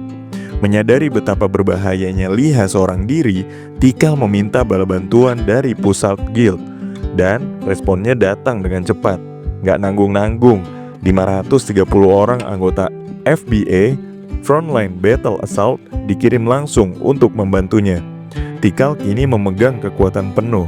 Dengan rasa percaya diri, ia membagi seluruh pasukan itu menjadi tim kecil berisi 25 orang. Mereka semua siap menyisir hutan dan menggulung Liha dari segala sisi. Namun, apa yang membuat Tikal merasa sangat kuat justru menjadi alasan Liha tersenyum. Dari balik rimbunnya pohon, Liha mengamati pergerakan mereka. Rasa geli menyelimuti dirinya. Ia tahu Tikal membawa sebanyak itu karena takut. Tikal itu sebenarnya nggak mampu menghadapi Liha sendirian. 530 orang hanya untuk satu orang. Itu bukan kekuatan, tapi ketakutan yang dibungkus dengan jumlah. Dengan senyum sinis dan mata yang penuh semangat, Liha mulai mengisi ulang amunisinya. Tangannya mantap, pikirannya tenang. Hutan yang gelap ini bukan tempat pelarian. Ini adalah arena permainan. Dan kini permainan baru saja dimulai. Di tengah lebat dan gelapnya Great Forest, tempat yang sunyi dan dipenuhi suara hewan malam, suasana mendadak berubah menjadi medan pertempuran mengerikan. Zako dan kelompok kecilnya yang diperintahkan untuk mencari dan menghabisi Liha mulai menggunakan sihir light untuk menerangi jalan mereka. Cahaya itu memang menembus pekatnya kabut hutan, tapi tanpa mereka sadari, itulah kesalahan fatal mereka. Dengan pencahayaan yang mereka ciptakan sendiri, Liha justru mendapat keuntungan besar. Dari kejauhan, dia bisa melihat mereka dengan jelas. Gak perlu menunggu lama, Liha mulai menembak satu persatu anggota kelompok Zako. Tembakan yang datang tiba-tiba itu sangat presisi dan damage-nya sangat besar. Tidak ada yang tahu di mana datangnya peluru itu. karena posisi Liha tersembunyi jauh di balik rimbunnya pepohonan. Melihat teman-temannya jatuh satu persatu, Zako mulai panik dan marah. Dalam keadaan emosi, ia membuat keputusan gegabah dan berlari ke arah yang ia kira menjadi tempat Liha bersembunyi. Tapi itu adalah perangkap yang sudah disiapkan. Liha membaca pergerakannya dengan tenang, dan di saat yang tepat, ia melemparkan sebuah claymore ke arah Zako. Ledakan pun terjadi, dan Zako kalah seketika. Selanjutnya, tanpa ampun Liha terus bergerak. Parti demi parti disapu bersih, satu demi satu pemain dieliminasi. Semua ini bukan keberuntungan semata. Ini adalah rencana matang yang telah disusun jauh sebelumnya. Liha memang sengaja memilih bertarung di Great Forest, karena medan ini memberinya keuntungan besar untuk bertarung sendirian melawan jumlah musuh yang jauh lebih besar. Namun di tengah keberhasilan rencananya, kejadian konyol justru terjadi. Setelah menghabisi satu musuh terakhir, tiba-tiba tubuh Liha bercahaya terang. Efek dari naik level itulah yang membuat tubuhnya menyala, dan otomatis membocorkan posisinya ke seluruh pemain di sekitarnya. Dalam kondisi itu, semua orang langsung tahu di mana Liha berada. Situasi menjadi genting, tapi Liha tidak kehilangan akal. Sebelum ia terlihat, ia sudah memasang ranjau claymore di area sekitarnya sebagai langkah antisipasi. Ketika para pengejar mendekat, ranjau itu meledak dengan keras, menimbulkan ledakan besar dan kepanikan. Banyak dari mereka yang langsung tereliminasi, dan Liha berhasil kabur sekali lagi. Di luar hutan, Tikal menunggu dengan gelisah. Ia menanti kabar dari dalam hutan, tapi nggak ada satupun yang merespon karena komunikasi terputus. Makin lama nunggu, makin panik ya. Tiba-tiba, dari balik kabut hutan muncul sosok yang dikenalnya. Liha keluar seorang diri dengan tatapannya yang tajam.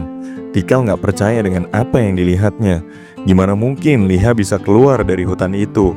Di saat itu juga, ia mendapat laporan kalau Liha telah mengalahkan lebih dari 500 pemain yang dikirim untuk mengejarnya. Tikal nggak bisa menyembunyikan keterkejutannya. Tikal dan Kim bersiap untuk menyerang. Namun, sebelum mereka sempat bergerak, muncul dua sosok lain, yaitu Matsuhige dan Hana. Mereka datang dan langsung menghentikan Tikal serta Kim. Tapi bukan cuma itu, mereka mulai memprovokasi semua orang yang berada di tempat itu. Mereka dengan lantang membongkar kebusukan Guild Rising Sun, bahwa mereka selama ini merampok pemain-pemain baru, memeras mereka tanpa belas kasihan. Kerumunan mulai gaduh. Salah satu pemain bahkan berteriak bahwa adiknya baru saja menjadi korban Rising Sun kemarin. Suasana yang awalnya tegang kini berubah menjadi perlawanan terbuka terhadap dominasi Rising Sun. Posisi sekarang nih, Tikal makin terpojok boy. Bukan cuma oleh Liha yang masih berdiri dengan kepala tegak, tapi juga oleh amarah banyak pemain yang merasa tertindas. Di tengah tekanan itu, Liha melontarkan pesan terakhirnya. Lo mau maju, kena. Mundur juga kena. Udah deh, pasti kalah. Dan di saat itu juga, kemenangan Liha nggak lagi sekadar tentang mengeliminasi musuh. Ini adalah tentang mengguncang sistem yang korup, tentang membuktikan bahwa bahkan seorang diri pun bisa membuat sebuah guild besar bertekuk lutut di hadapan kebenaran dan keberanian. Di suatu tempat yang tampak seperti bangunan ala Jepang-Jepang gitu, suasana di dalamnya penuh ketegangan. Bangunan ini bukan sembarangan, melainkan markas dari Guild Informan, sebuah organisasi rahasia yang mengumpulkan dan menjual informasi kepada pihak yang bersedia membayar mahal. Disinilah dua petinggi Rising Sun mendatangi untuk satu tujuan, yaitu mengungkap siapa sebenarnya Liha dan bagaimana dia bisa tahu segalanya. Terlihat seorang player yang merupakan seorang informan yang berwujud seperti manusia setengah rubah. Tatapannya tajam dan penuh rasa curiga. Ia diminta menjelaskan bagaimana mungkin seorang pemain seperti Liha bisa mengetahui lokasi semua kantor cabang Rising Sun. Dan lebih dari itu, Liha ini mampu menghancurkannya satu persatu dengan efisien. Orang itu menjawab kalau kemungkinan besar Liha mendapatkan informasi tersebut dari guild informasi lain, organisasi yang bahkan lebih tertutup dari mereka sendiri. Yang mengherankan, bahkan mereka belum menemukan jejak tentang guild informasi mana yang telah membantu Liha. Ini benar-benar di luar kebiasaan. Seseorang yang bisa mengakses jaringan informasi gelap dan bergerak secepat Liha ini bukan hanya pemain biasa. Ini adalah ancaman nyata bagi sistem yang selama ini mereka anggap tak tergoyahkan. Dan rupanya, Direktur Utama Rising Sun sudah mengambil langkah ekstrim. Ia mengajukan misi untuk menghabisi Liha kepada Guild Informan dengan imbalan 1000 gold. Angka yang mencengangkan. Jika dikonversi ke dunia nyata, itu setara dengan 100.000 USD. Ya, sekitar 17 miliar rupiah lah. Bayaran sebesar itu belum pernah dikeluarkan sebelumnya untuk satu target tunggal. Tapi Liha bukan sembarang target. Dia adalah bayangan di medan perang. Hantu tanpa wujud yang bisa menjatuhkan ratusan orang seorang diri. Sementara itu, jauh dari Great Forest, cerita sudah menuju akhir dari babak paling brutal dalam konflik ini. Tikal yang sebelumnya memimpin lebih dari 500 pasukan untuk menangkap Liha, akhirnya menyerah. Dengan wajah penuh kelelahan dan kehancuran di matanya, ia mengakui kekalahan tanpa bisa berkata banyak. Liha dengan semua keunggulan dan kekuatannya justru membiarkan Tikal pergi bersama sisa pasukannya. Namun yang terjadi setelah itu sungguh di luar nalar. Sorak-sorai kemenangan tiba-tiba menggema di sekitaran hutan. Liha terdiam agak bingung. Barusan ia merasa hanya ditemani oleh Matsuhige dan Hana doang. Tapi sekarang kok banyak suara riuh, tepukan, dan teriakan bahagia terdengar dari segala arah. Ternyata mereka adalah anggota fanbase Magician of Cloud, kelompok mengagum Liha yang diam-diam memantau pertarungan. Mereka udah bersiap membantu jika perang besar benar-benar pecah. FYI boy, nama Magician of Cloud sendiri berasal dari gaya bertarung Liha yang unik karena dia selalu muncul tanpa wujud, tak terlihat oleh mata, dan hanya meninggalkan asap dari bekas tembakannya. Tak heran jika ia disamakan dengan penyihir dari awan, makhluk tak kasat mata yang hanya menyisakan kehancuran di belakangnya. Bahkan tanpa disadari Liha, dirinya sudah menjadi simbol perlawanan, pahlawan tak resmi yang kini memiliki pengikut sendiri. Gak semua player ingin tunduk pada guild besar seperti Rising Sun, dan kini mereka punya harapan baru. Setelah semuanya mereda, Matsuhige dan Hana membawa Liha pergi. Dengan sebuah scroll teleportasi, mereka bertiga menghilang dalam sekejap. Tujuan mereka adalah sebuah rumah terpencil, tempat yang jauh dari para player. Di sebuah rumah terpencil yang awalnya tampak aman dan jauh dari keributan dunia luar, tiba-tiba suasana berubah drastis. Liha yang baru saja melewati pertempuran melelahkan di Great Forest, kini berdiri dalam jebakan yang tak pernah ia duga. Tempat yang seharusnya menjadi titik istirahatnya, justru berbalik menjadi panggung pengkhianatan. Matsuhige dan Hana, dua orang yang selama ini dikiranya teman, tiba-tiba nyerang secara langsung tanpa peringatan. Dalam sekejap, mereka merebut senjata Liha, bahkan si Matsuhige memotong senjata Liha. Tanpa senjata itu, Liha seperti harimau tanpa taring. Ia terpojok tidak bisa melawan, dan lebih buruk lagi, Liha nggak bisa kabur. Ternyata semuanya sudah direncanakan. Matsuhige dan Hana adalah mata-mata dari Guild Informan, dan mereka bekerja di bawah perintah dari seseorang yang mereka sebut sebagai Okasan. Sosok ini bukan hanya bayang-bayang, tapi dalang dari semua rencana penangkapan Liha. Dan yap, bener aja, Okasan adalah informan elit yang dibayar mahal oleh Direktur Rising Sun yang sebelumnya udah kita jelasin boy. Gak lama setelah itu, Direktur Rising Sun muncul di depan pintu rumah tersebut. Senyum licik tergambar jelas di wajahnya. Senyum ngeselin bapak-bapak predator yang tahu mangsanya udah gak berdaya. Dalam pembicaraan singkat dan dingin, Direktur menyampaikan bahwa permainan sudah selesai untuk Liha. Tapi yang agak membagongkan di sini adalah bukannya langsung menghabisi, sang Direktur justru menawarkan sebuah kesepakatan. Tawaran itu gak main-main. Liha ditawari bergabung ke dalam Rising Sun. Sebagai imbalannya, ia menghasilkan 10.000 gold per tahun, angka yang luar biasa besar. Direktur bahkan menjanjikan bahwa Liha akan memiliki cukup dana dan kekuatan untuk menjalankan operasi-operasinya selama 2 tahun ke depan. Tawaran yang bisa membuat siapapun tergoda. Liha sempat terdiam, di tengah posisi terpojok dan semua yang telah ia lalui, tawaran itu terdengar terlalu menggoda. Namun bukan Liha namanya kalau tunduk pada kekuatan uang dan janji kosong. Tanpa basa-basi, Liha menolak mentah-mentah. Dan sebelum siapapun sempat bergerak, ia menyalakan bom Claymore yang telah ia siapkan. Boom! Ledakan mengguncang rumah kecil itu. Dentuman keras dan gelombang ledakan mementalkan semua orang di dalam ruangan. Serpian kayu berterbangan dan asap memenuhi seluruh area. Di tengah kekacauan itu, Liha berlari keluar dan mencoba melarikan diri meski tanpa senjatanya. Namun sesampainya di luar, kesel banget mengetahui kalau masketnya udah hancur oleh Matsuhige. Bahkan Liha sampai nggak bisa make untuk saat ini. Dan Liha kini benar-benar tanpa senjata. Sementara itu, sang direktur bangkit dengan cepat dari reruntuhan dan langsung memerintahkan rekannya untuk memperlambat gerakan Liha dengan sihir slow.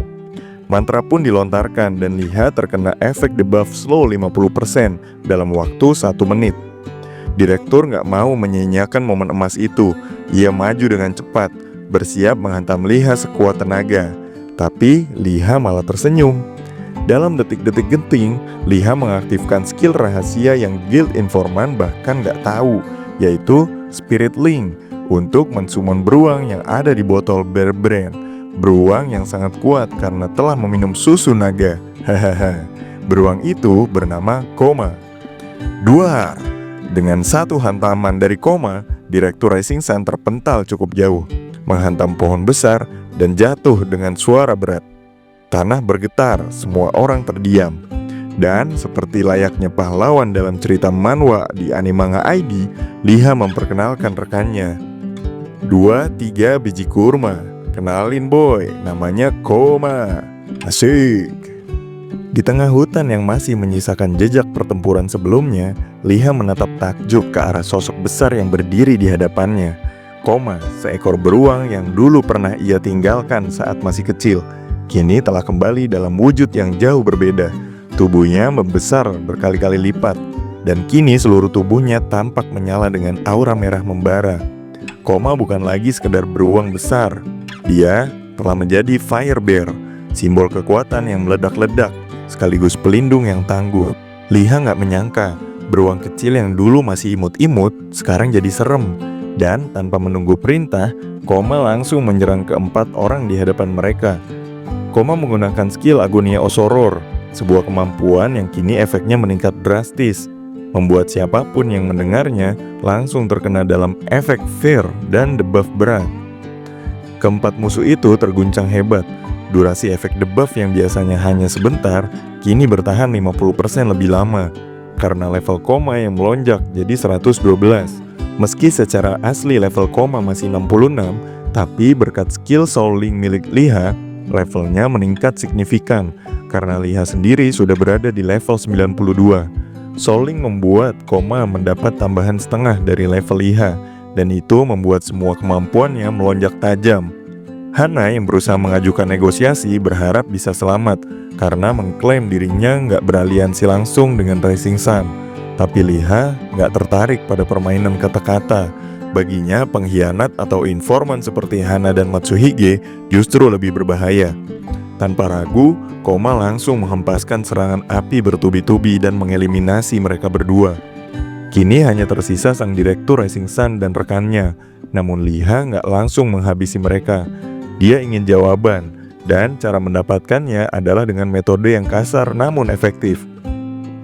Direktur dihajar tanpa ampun, seperti seorang tahanan militer yang diinterogasi oleh komandannya sendiri. Pukulan demi pukulan mendarat, hingga akhirnya sang direktur bicara.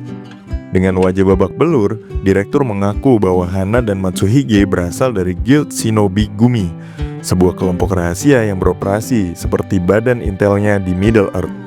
Tugas mereka sederhana, namun mengerikan, yaitu mengawasi seluruh player berbakat, lalu menjual informasinya kepada pihak yang bersedia membayar paling tinggi. Dan guild itu dipimpin oleh satu nama, yaitu Oka-san. Liha melirik ke arah Koma dan sadar bahwa waktu pemanggilannya tinggal 20 menit lagi. Tanpa basa-basi, Liha langsung menyampaikan tuntutannya. Direktur diminta membubarkan Guild Rising Sun secara permanen, serta mendistribusikan seluruh gold milik guild kepada setiap player yang pernah dirampok tanpa terkecuali. Sebagai tambahan, Liha juga menuntut ganti rugi atas senapan masketnya yang sudah dihancurkan. Dan harganya, mahal. Mau nggak mau, direktur harus menyetujui semuanya. Di hadapan Liha, mereka menandatangani kontrak resmi, sebuah perjanjian yang menjadi tanda berakhirnya perang panjang antara Rising Sun dan Outlaw of the Sunset. Tak lama setelah itu, biduan dari kerajaan Elstok mengeluarkan pengumuman resmi.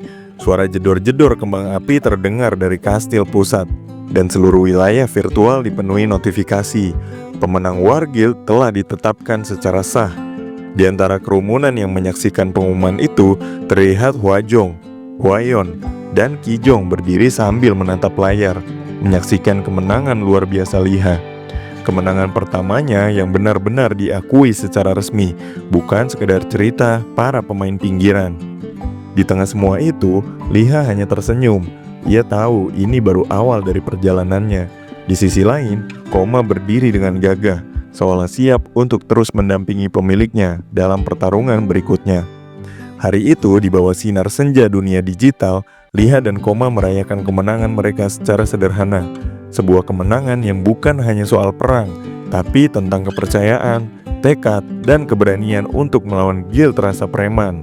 Oke, kita udahin dulu euforia kemenangan guild war-nya si Juleha.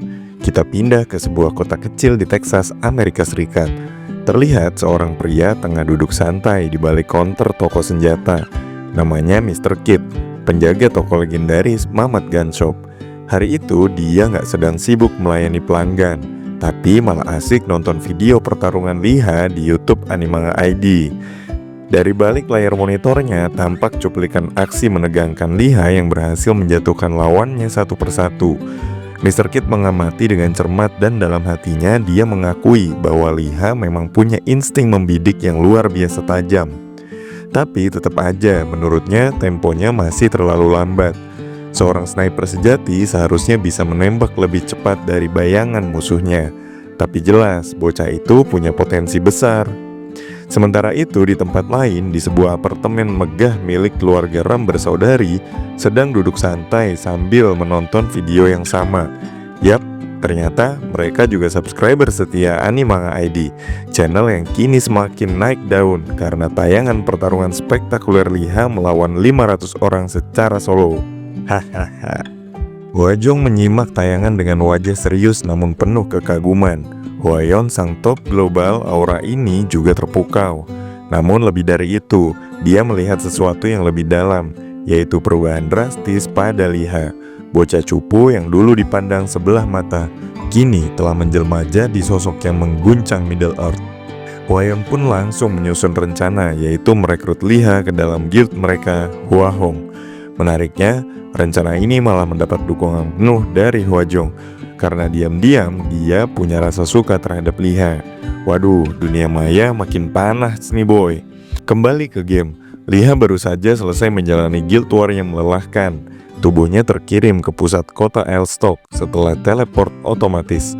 Baru saja Liha nyampe, tapi notifikasi demi notifikasi membanjiri layar pesannya. Ratusan ucapan selamat dari pemain lain berdatangan.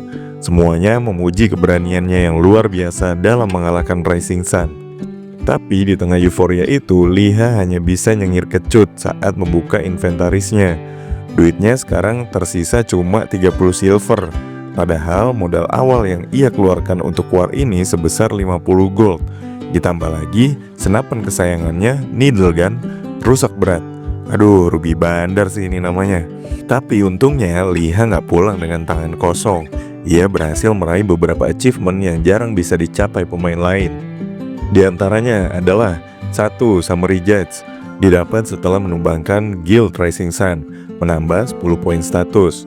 2. Head the Scene and Head the Sinner, reward karena berhasil mengalahkan langsung Guild Master mereka dengan poin 11 status. Yang ketiga, Guild War Victory, sebagai tanda kemenangan resmi dalam perang dengan tambahan 14 poin status. Yang terakhir ada Avatar of the Battlefield. Ini yang paling gokil karena Liha berhasil menghabisi lebih dari 500 orang dalam satu pertempuran. Prestasi ini menghadiahinya 16 poin status. Total 50 status poin langsung Liha distribusikan, di mana 20 poin dimasukin ke INT dan sisanya 31 poin ke Dex. Sebuah keputusan yang mencerminkan strategi jangka panjang seorang sniper banget ini mah. Setelah menyelesaikan semua itu, Liha memutuskan untuk kembali ke Akademi Masketir, tempat di mana semuanya dimulai. Sudah lama dia nggak ketemu sama Mr. Nobro, sang mentor yang keras kepala tapi penuh pengalaman. Namun saat sampai di sana, Liha dibuatnya terkejut. Di dalam ruang utama, Mr. Nobro sedang berbincang dengan seseorang yang tampak akrab dengannya. Obrolan mereka serius dan tampak membahas tentang dirinya. Ternyata mereka sedang membahas aksi sembrono Liha yang berani terang-terangan mendeklarasikan War Guild.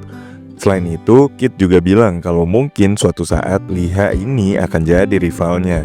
Ternyata sosok yang berbicara itu adalah seseorang yang tak asing lagi di Akademi Masketir. Dia adalah Kit. Setelah perbincangan selesai, Kit keluar dari ruangan dan akhirnya ketemu langsung dengan Liha. Liha dan Kit sempat bertemu sebentar. Pertemuan yang gak terduga itu penuh dengan kesan yang dalam meski tak banyak kata yang diucapkan. Kit dengan sikapnya yang tenang dan penuh percaya diri cuma nyempetin diri untuk ngamatin senjata Liha yang rusak parah. Meski udah gak layak pakai, senjata itu masih digenggam erat oleh Liha. Kayaknya sih buat mukul lagi kayak chapter 2. Kit tersenyum tipis, lalu berbalik dan berkata kepada Mr. Nobro bahwa Liha bukan tipe yang butuh bantuan. Justru sebaliknya, Kit menganggap bahwa Liha adalah sosok yang sangat menarik dan punya sesuatu yang beda. Setelah itu, Kit pergi gitu aja. Gak membuang waktu, Liha langsung bertanya kepada Mr. Nobro tentang siapa sebenarnya orang tadi. Dan disitulah jawaban mengejutkan muncul. Mr. Nobro cuma berkata satu nama yang membuat Liha kaget, yaitu Sleeping Kid. Liha ngerasa kayak gak asing sama nama itu. Liha dulu kayaknya pernah dengar nama itu dari Nara. Tanpa pikir panjang, Liha langsung berlari keluar dari akademi. Dan di sana, di bawah sebuah pohon besar yang menjulang, Kit berdiri santai dengan satu tangan di saku, menunggu seakan sudah tahu Liha akan datang. Percakapan antara keduanya mengalir begitu rumit, karena si Kit ini gak bisa ngobrol normal. Kit menilai bahwa level Liha masih terlalu rendah. Bahkan, jika mereka bertarung saat itu juga, Liha gak akan mampu mengenai tubuh Kit sekalipun. Sebuah pengakuan yang gak terdengar seperti sombong, tapi lebih seperti kenyataan pahit yang jujur dan apa adanya. Kit memperkenalkan dirinya secara lengkap. Kit the Rapid. Ia bukan hanya seorang masketir biasa. Dia adalah salah satu dari The Three Musketeer dan merupakan pewaris langsung dari Mr. Nobro. Posisinya bukan main-main. Bagi banyak orang, dia adalah puncak dari apa yang bisa dicapai seorang penembak. Kit lalu menceritakan tentang ujian kelulusannya dulu, bukan sekadar menembak target atau menjalankan simulasi. Ujian itu adalah menembak seluruh daun yang jatuh dari pohon tempat mereka berdiri saat ini. Dengan jumlah sekitar 12 hingga 13 helai daun yang jatuh dalam satu waktu, tugas itu bukan hanya menuntut kecepatan dan akurasi, tapi juga insting, prediksi, dan kemampuan membaca arah angin dalam hitungan detik. Sesuatu yang gak masuk akal bagi sebagian besar orang, tapi justru menjadi tantangan yang easy bagi seorang Kit.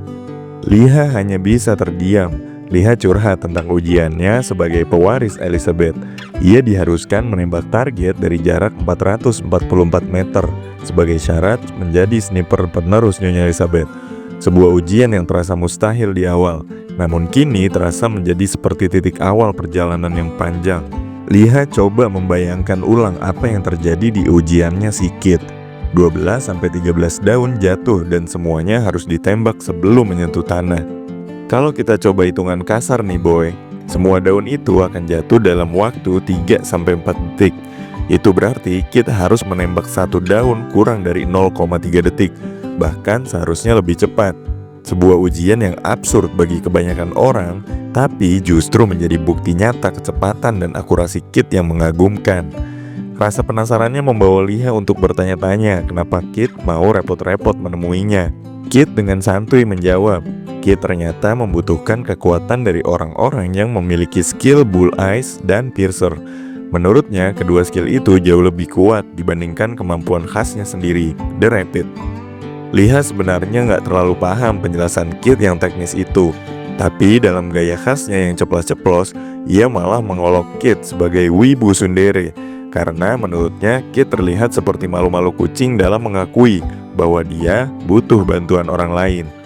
Bagi Liha, itu adalah caranya untuk mencairkan suasana. Tapi rupanya nggak semua orang bisa menangkap selera humornya. Kit hanya diam, tak benar-benar mengerti apa maksudnya disebut begitu. Dan tanpa berkata apa-apa lagi, ia pun pergi gitu aja.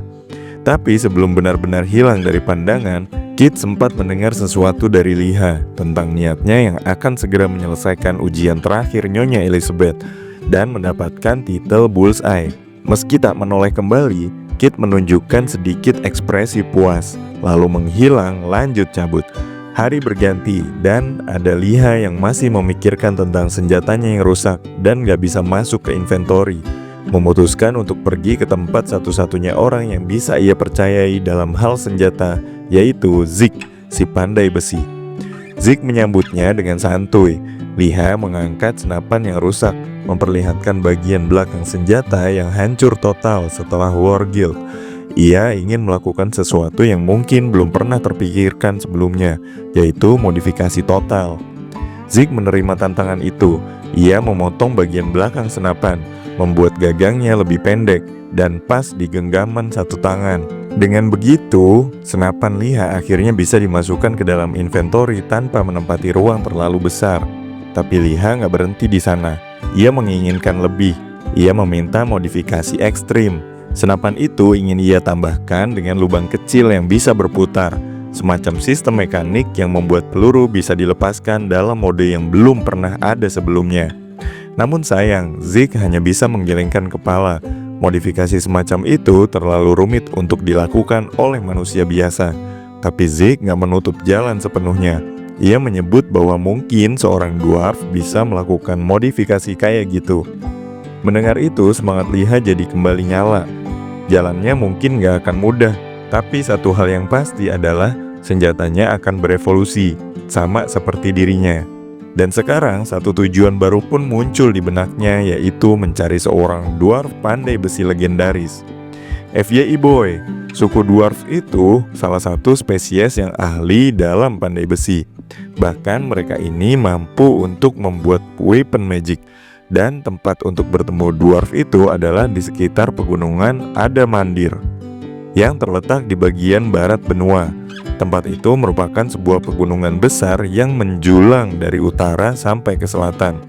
Dengan kata lain, tempat itu berada di luar perbatasan Fibil. Liha mikir untuk segera OTW ke sana, tapi ketika di jalan dia mencoba handgun barunya itu. Liha mencoba untuk menembak daun yang jatuh sama seperti yang Kit lakukan pada ujiannya. Ternyata sangat kesulitan mengenai target. Setelah sekian lama latihan, akhirnya Liha bisa mengenai target daun itu. Liha juga menyimpulkan kalau jarak efektifnya sekarang kurang lebih 25 meter. Setelah itu Nara datang untuk menyapa Liha yang sedang berlatih. Nara juga bilang kalau dirinya telah mendapatkan rapier brochet milik Venser Lepanto. Nara bilang ini semua berkat bantuan Liha. Setelah memamerkan pencapaiannya, Nara bertanya kepada Liha apakah dia akan bertahan dengan guild dadakannya Outlaw of the Sunset itu. Liha bilang kalau dia mungkin gak akan bertahan dengan guild dadakan itu. Lagian anggotanya cuma Liha sendiri. Nara lalu menawarkan Liha untuk bergabung dengan guild Nara, yaitu Order of the Sacred Knight, di mana itu adalah salah satu guild terkuat di kerajaan Fibil. Liha yang masih dengan pendiriannya memilih untuk menolak secara halus ajakan Nara dan bilang kalau dia belum ada rencana untuk bergabung dengan guild manapun saat ini karena masih fokus leveling dan nyari duit. Emang ya, Liha ini fokus banget sama tujuannya nyari duit di game ini. Selanjutnya, Nara nggak sengaja ngelihat senjata handgun milik Liha. Nara langsung bereaksi seperti marah dan bertanya kepada Liha, apakah dia punya hubungan dengan Kit. Liha bilang dia nggak ada hubungan sama sekali dengan Kit, tapi dia sempat ketemu di Akademi Masketir sebentar. Dan Kit memberi sedikit wejangan kepada Liha. Liha penasaran kenapa Nara sampai semarah itu ketika mendengar sesuatu tentang Kit. Nara bilang kalau dia dulu pernah bertarung lawan Kit dan dia kalah telak. Liha yang gak percaya dengan cerita Nara bilang kalau dulu pasti waktu Nara kalah karena levelnya masih kecil dan belum menjadi top global. Tapi Nara membantah itu semua dan bilang kalau Nara kalah lawan Kit itu belum lama ini dan dalam pertarungan yang adil juga. Selain itu, mengenai julukan The Sleeping Knight itu ya karena Kit orangnya suka tidur. Bahkan dia tidur ketika di dalam game. Pernah suatu hari ketika Kit baru saja mendapatkan senjata baru yang bagus, dia disamperin sama 30 orang dari Rising Sun ketika berada di sebuah kedai. Apesnya Kit di sana itu lagi tidur. Namun siapa sangka 30 orang itu berhasil dibasmi habis gak bersisa oleh Kit bahkan dalam posisi tidur. Dan dia nggak ngegerakin badannya sama sekali. Yang bergerak cuma tangan Kit yang berada di bawah meja. Lalu Kit bangun dan bingung dengan apa yang terjadi di sana selama dia tidur. Nara melanjutkan kalau Kit itu semengerikan itu. Bahkan pelurunya bisa mengenai orang lain saat dia tertidur. Lihat cuma terdiam, tertegung, terbingung dengan apa yang barusan dia dengar. Nara memberikan penjelasan tambahan kalau Middle Earth itu nggak sepenuhnya tentang leveling.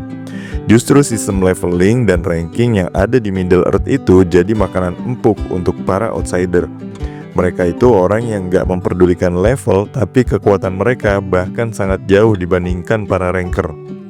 Lia sebenarnya sudah sedikit paham dengan hal itu, karena dia juga termasuk outsider yang punya banyak achievement, dan statusnya sangat tinggi melebihi level dia saat ini. Nara bilang kalau sebenarnya ada achievement yang sangat unik, di mana questnya adalah mengalahkan seorang ranker 100 besar.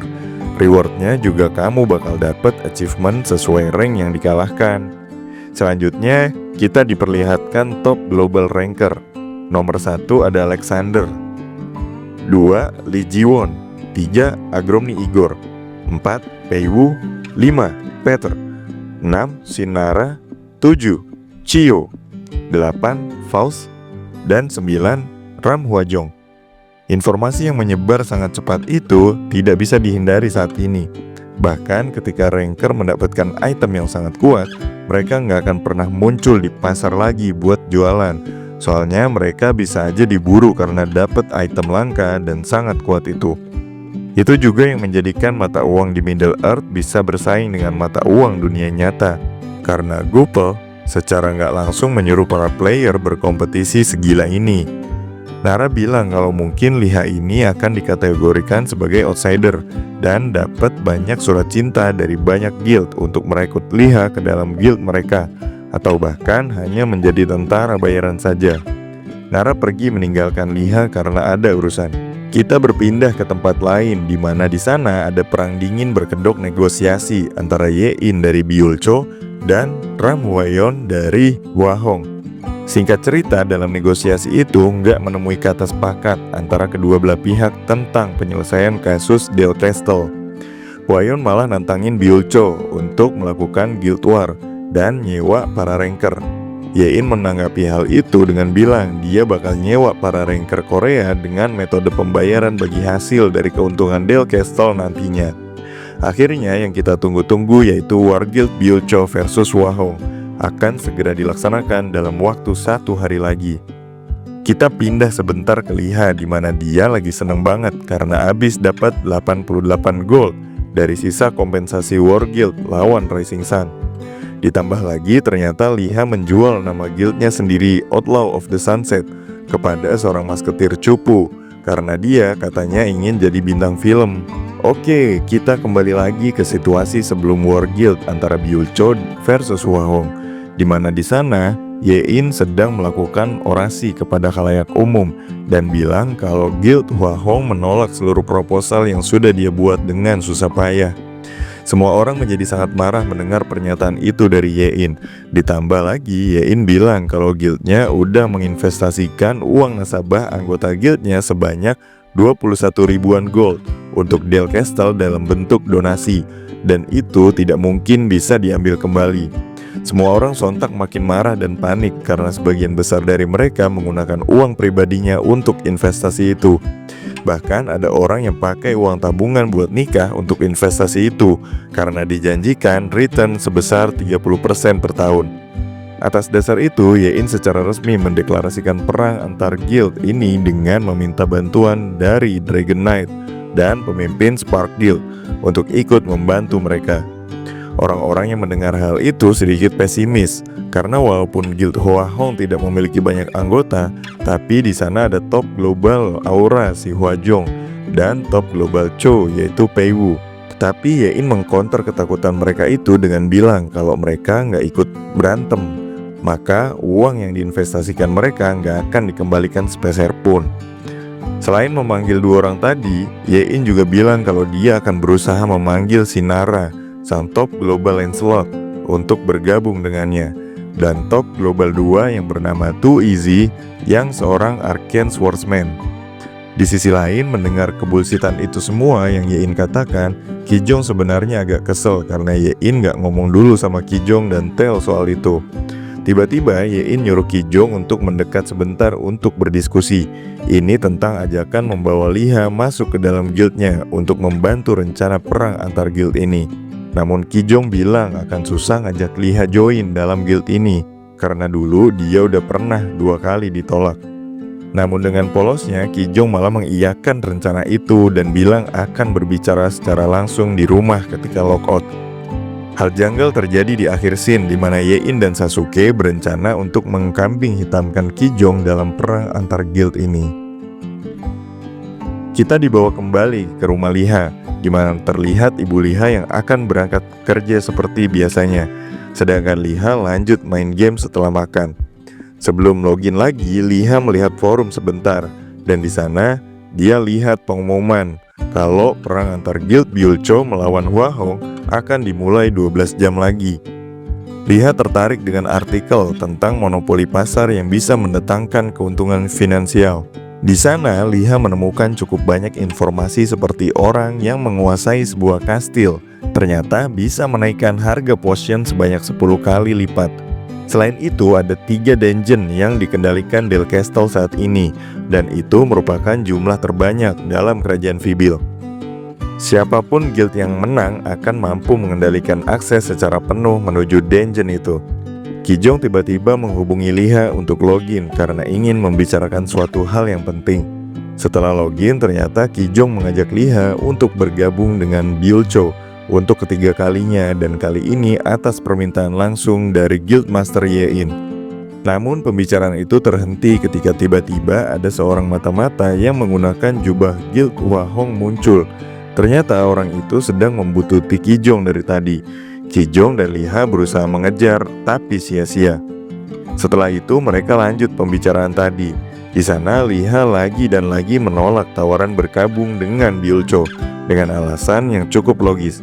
Liha bilang ke Kijong kalau jangan terlalu fokus pada skala perang aja, tapi baiknya berpikir tentang apa yang Kijong mampu dapatkan dari perang itu. Dan yang paling penting adalah Kijong harus mikirin apa yang mungkin ia relakan untuk dilepas. Sebelum Kijong pergi, Liha dalam hati bilang kalau meskipun dia nggak mau bergabung dengan Byulcho, tapi dia pasti akan melindungi Kijong dari si Igor sang berseker sialan itu. Liha lanjut leveling lagi di tempat High Orc berlevel 100-an. Di sana Liha dengan mudah mengalahkan seluruh orc itu dan mendapatkan cukup banyak XP. Tiba-tiba dari semak-semak muncul Ram bersaudari yang dari tadi ternyata lagi ngamatin Liha. Hwayon menyapa Liha yang terlihat menggunakan senjata baru. Tanpa basa-basi, Hwayon langsung menawarkan Liha untuk gabung dengan Hua Hong dan menjanjikan 100% kemenangan dalam War Guild yang akan datang. Hwayon menjelaskan dengan santuy kenapa dia bisa sangat yakin seperti itu, karena dalam pertarungan kali ini dirinya nggak perlu menggunakan rencana apapun untuk menang, karena Byulcho akan hancur dan kalah secara sendirinya, karena dalam guild itu terdapat parasit, atau dengan kata lain terdapat pengkhianat dalam Byulcho. Selanjutnya kita pindah ke tempat di mana Kijong mau kumpul dengan para anggota guild. Ketika masuk, Kijong dipaksa duduk di tengah orang-orang dan langsung diserang oleh Yein menggunakan skill snare yang mengikat seluruh tubuhnya, yang memberikan efek dia nggak bisa gerak selama 30 menit. Yein menuduh Kijong adalah seorang pengkhianat dengan bukti foto di mana Kijong sedang tertawa ngobrol bareng Liha dan seseorang dengan jubah bertanda Guild Hua Hong. Kijong berusaha membela diri dengan bilang kalau itu foto editan. Dan lagian ketika Kijong bicara dengan Liha di sana hanya ada mereka berdua. Namun semua orang yang ada di sana nggak ada yang percaya dengan pembelaan Kijong itu. Yein bilang kalau Kijong terlalu baik untuk mengkhianati Byulcho. Mungkin Kijong melakukan itu semua karena Liha. Kijong yang mendengar hal itu justru marah dan bilang jangan ngelibatin Liha dengan masalah antar guild ini yang bahkan gak ada hubungannya sama sekali dengan Liha. Yein justru makin marah dengan bilang tindakan Kijong itu bisa membahayakan seluruh anggota guild yang mau perang karena dia tahu di belakang Liha itu ada Ram bersaudari yang selalu mengawasinya, yang dibuktikan dengan video dulu ketika Liha masih cupu di Candle Castle. Selain itu, Yein juga mengaitkan dengan pencapaian Liha yang terlihat sangat mustahil dilakukan seorang diri ketika dia mampu mengalahkan bos Field Agonia Oso dan mengalahkan 500 lebih orang anggota Rising Sun sendirian. Yein bilang kalau Musketeer itu kelas sampah yang gak bisa bertarung sendirian.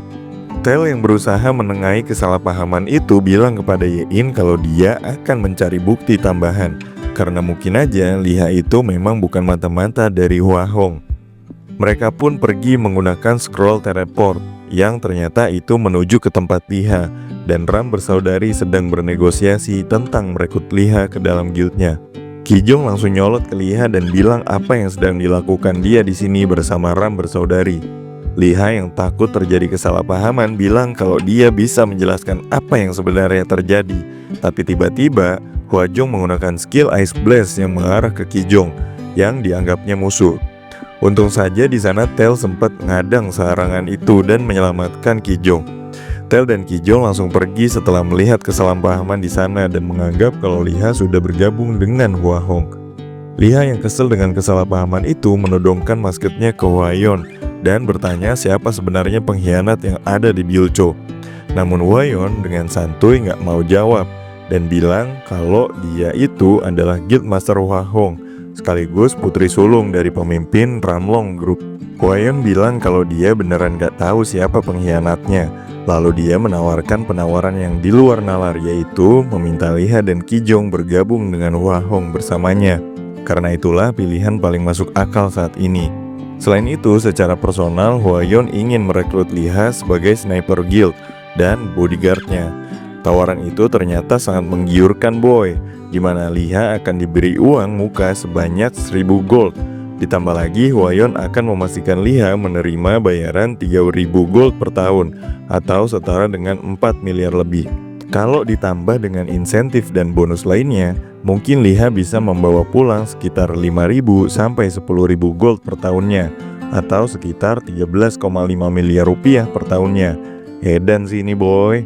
Liha menolak dengan tegas tawaran itu walaupun sempat tergoda. Tapi Liha bilang kalau uang itu bukan segalanya buat Liha. Di saat dia berada di titik terendah dalam hidupnya, justru hanya Kijong yang ada dan menolongnya dan membawanya ke Middle Earth seperti saat ini. Bukannya marah, Hua Yon malah tertawa karena menurutnya Liha ini orang yang sangat menarik.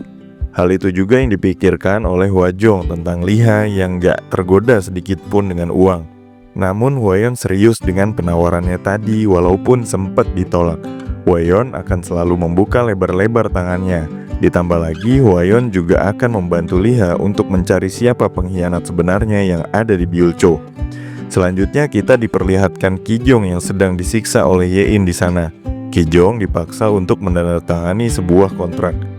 Setelah kejadian itu, Liha masih mencoba menghubungi Kijong baik in-game maupun di dunia nyata. Namun tetap gak ada respon. Usut punya usut, ternyata Kijong dipaksa oleh Yein dan Sasuke untuk menandatangani kontrak yang mengharuskan dirinya membayar ganti rugi sebesar 2,6 miliar won kalau Byulcho kalah dalam pertarungan antar guild kali ini. Kijong masih sangat stres mojok di kamarnya. Singkat cerita, Liha yang masih penasaran dengan seluruh rentetan kejadian ini kembali mendatangi Nyonya Jus di The Holy Grail cabang Elstok untuk mencari informasi. Liha meminta informasi tentang guild itu. Liha juga ingin Nyonya Jus mencari informasi lainnya, yaitu tentang Agromni Igor yang pastinya akan datang ke dalam peperangan guild itu karena di sana ada Peiwu.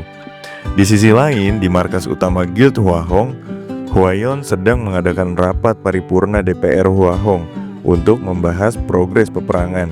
Di sana Hua Yon bilang kalau guildnya saat ini masih dalam kondisi kalah karena 9 Sevo sudah dikalahkan Byulcho dengan serangan yang dilakukan secara bersamaan. Untuk mengatasi kekalahan itu, Huayon ternyata sudah merekrut dan membawa seorang outsider alkemis bernama Crowley, sang Mad Commander. Sebenarnya alasan utama Crowley join di pertempuran itu bukan cuma karena uang semata, namun karena Byul-cho memanggil Faust yang merupakan rivalnya. Jadi Crowley dengan sukarela membantu Huayon. Kita diperlihatkan rekaman pertempuran Crowley di sebuah tempat di mana dia ternyata bisa mensummon Blood Golem besar dengan cairannya dan secara instan menghabisi anggota Guild Dragon Knight yang beraliansi dengan Byul-cho yang ada di daerah Tigonas itu. Di Tigonas itu juga ternyata ada Liha yang sedang mengawasi Blood Golem itu.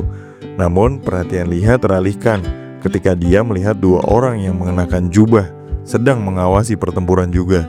Liha merasa dua orang itu mirip orang yang menguntit dia di kota ketika Liha bertemu dengan Kijong. Akhirnya Liha memutuskan untuk menggunakan skill mark untuk menandai mereka berdua dan memantau pergerakan mereka kemanapun pergi. Siapa sangka ternyata terjadi penyerangan oleh Byul-cho di safe house Hwahong di kota Mios yang mengakibatkan 4 anggota guild gugur. Selain itu, sudah seminggu sejak pertempuran di Tigonas, semua kartu Hwahong sudah digunakan. Namun bahkan belum satu pun anggota Byul-cho belum tampil. Huayon berpikir pasti ada suatu hal yang terlewatkan olehnya dalam analisa perang ini.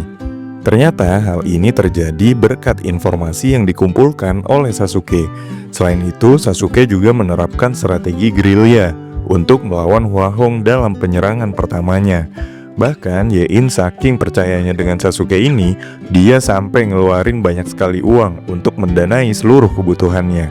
Dan sampailah kita pada pertarungan habis-habisan yang akan terjadi antara Hwahong versus Byul-cho, di mana lokasi yang dipilih adalah Lembah Amat. Di sana kedua belah pihak dengan full anggota beserta aliansinya sudah berkumpul dan siap bertarung. Di sisi Hwahong ada dukungan dari Guild Golden Dragon dengan Pei Wu dan 888 anggotanya, serta alkemis Crowley yang siap bertarung.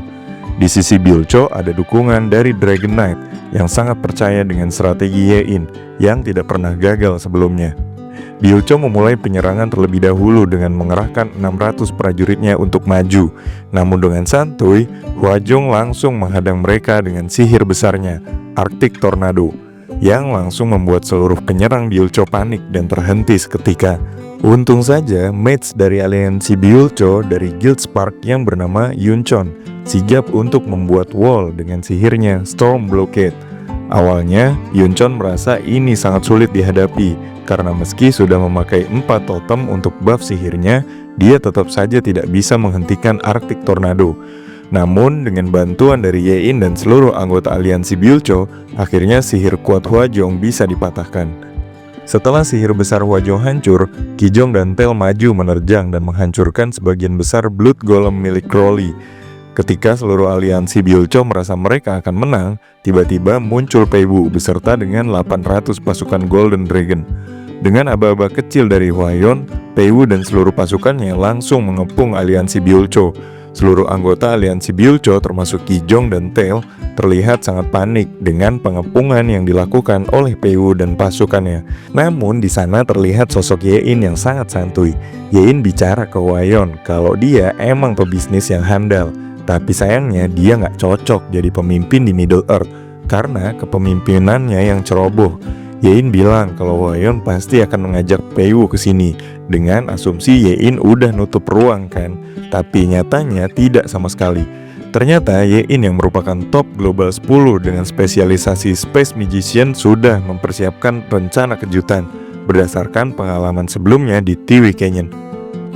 Ye-in langsung mengirim Pei Wu keluar area itu menuju ke suatu tempat dengan menggunakan sihir Enforce Teleport, yang mana sihir itu mampu secara paksa mengirimkan targetnya ke tempat lain secara random. Bahkan Hwajong yang berniat membantu kalah cepat dengan sihir Ye-in. Setelah mengirim pergi Pei Wu, Ye-in langsung menyuruh beberapa penyihir lain untuk menutup ruang dimensi di area itu untuk mencegah Pei Wu teleport manual ke lokasi tadi. Kehilangan Pei Wu merupakan pukulan telak kepada Hwayon.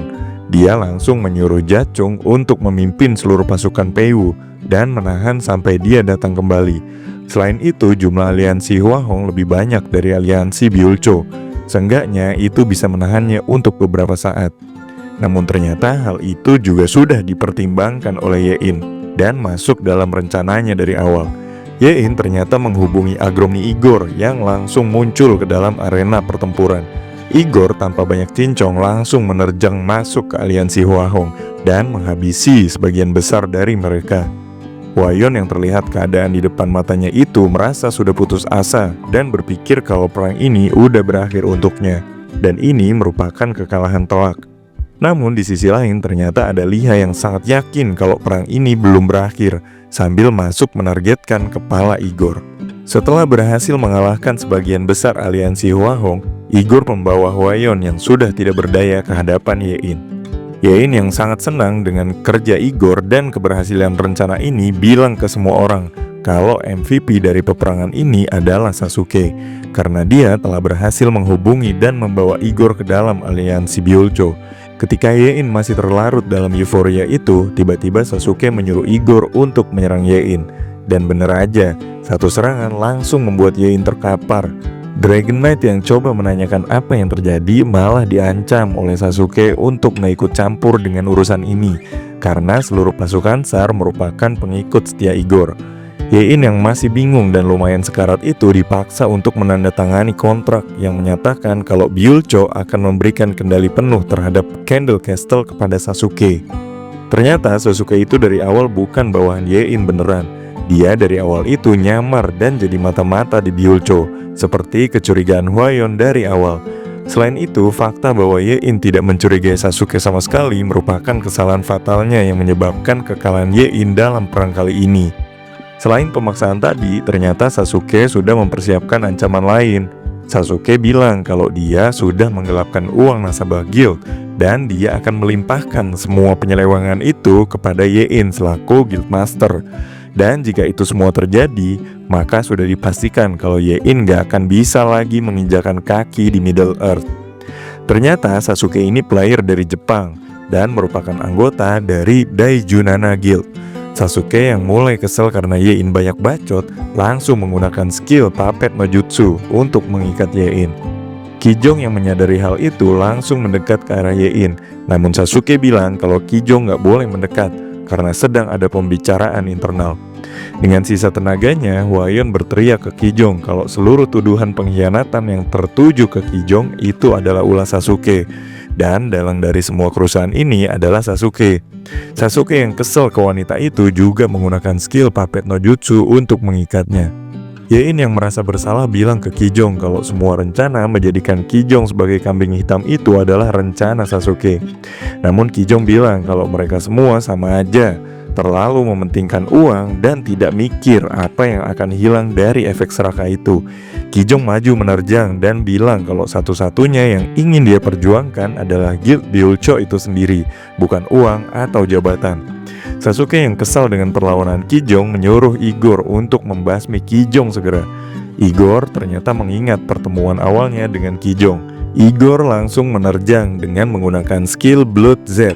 Dan Kijong dengan sedikit gemetaran siap menahan serangan yang sangat kuat itu. Namun tiba-tiba, bam! Sebuah peluru tepat mengenai kepala Igor. Walaupun gak langsung meninggoy, seenggaknya itu bisa menghentikan serangan dan langkahnya untuk beberapa saat. Ternyata itu adalah serangan dari Liha yang sudah dari awal memantau suasana pertempuran itu dan sengaja nungguin Igor muncul. Ternyata serangan Liha barusan mampu menguras seperempat darah dari Igor dan membuatnya kebingungan sesaat.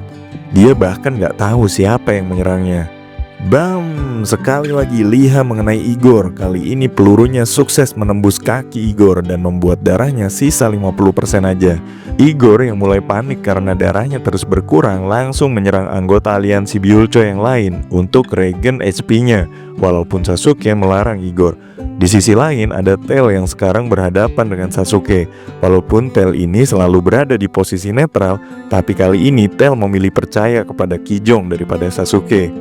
Igor yang udah selesai dengan ritual regen HP-nya ingin langsung mengakhiri pertempuran ini dengan memaksa Yein untuk tanda tangan kontrak. Walaupun itu artinya Igor harus menyiksa Yein dengan brutal. Dengar hal itu, Kijong langsung maju untuk melindungi Yein dengan sekuat tenaga. Igor yang udah regen HP itu langsung melancarkan serangan bertubi-tubi kepada Kijong dengan skill frenzy. Kijong sambil menahan serangan beruntun itu sambil menghitung dari 1 sampai 21 lebih. Igor yang gak tahu apa yang dilakukan Kijong malah ngiranya dia ngitung seberapa banyak dia bisa nahan serangan.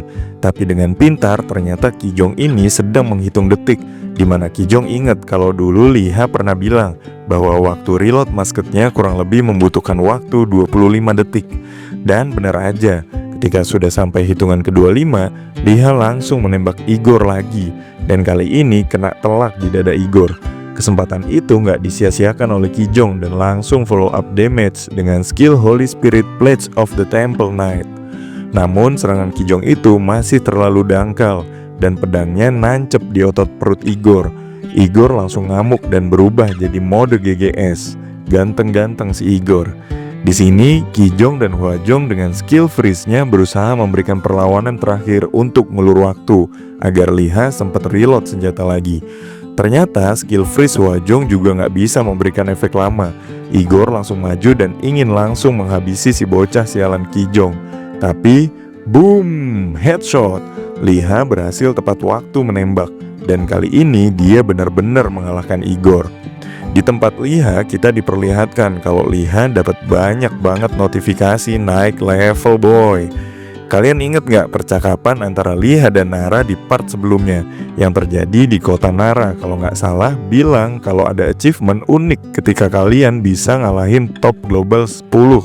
Nah, Liha ini dapat gak ya achievement itu? Dari awal mulai pertarungan di area itu, ternyata Liha udah ada di sana. Dijelaskan juga kalau sudah berkali-kali melihat banyak kejadian yang membuatnya pengen banget untuk nembak. Tapi beruntunglah Liha karena dia berhasil menahannya dan fokus untuk tujuan mengalahkan Igor. Ditambah lagi ternyata Liha ini naik 15 level sekaligus setelah berhasil mengalahkan top global 3 Agromni Igor. Liha tahu kalau posisinya udah diketahui oleh musuh. Dia langsung lari untuk nyelamatin diri. Tapi di sini begonya Liha malah lompat dari atas tebing, yang mana itu bisa membuatnya meninggoy konyol. Beruntung Yein masih ada sisa mana dikit untuk menggunakan sihir Hold Dimension untuk nyelamatin Liha. Liha berhasil mendarat. Setelah itu Liha langsung menanyakan keadaan sekitar dan menanyakan di mana Sasuke berada. Tel bilang kalau Sasuke pergi sesaat setelah Igor dikalahkan oleh Liha. Liha dengan kikuk meminta maaf kepada Kijong atas apa yang terjadi. Liha nggak bermaksud nyembunyiin fakta bahwa dia berteman dengan Ram bersaudari dan bilang kalau dia juga nggak ada niatan sama sekali untuk mengkhianati Kijong. Kijong juga bilang minta maaf karena tindakannya terlalu bocah dengan ngeblokir Liha ketika lagi emosi. Aduh, emang udah kayak cewek aja nih ya kelakuan Kijong. Marah dikit blokir, marah dikit blokir. Mereka berdua akhirnya damai saat itu juga. Selanjutnya Liha ngumpulin semua orang, khususnya Guildmaster dan Sub-Guildmaster.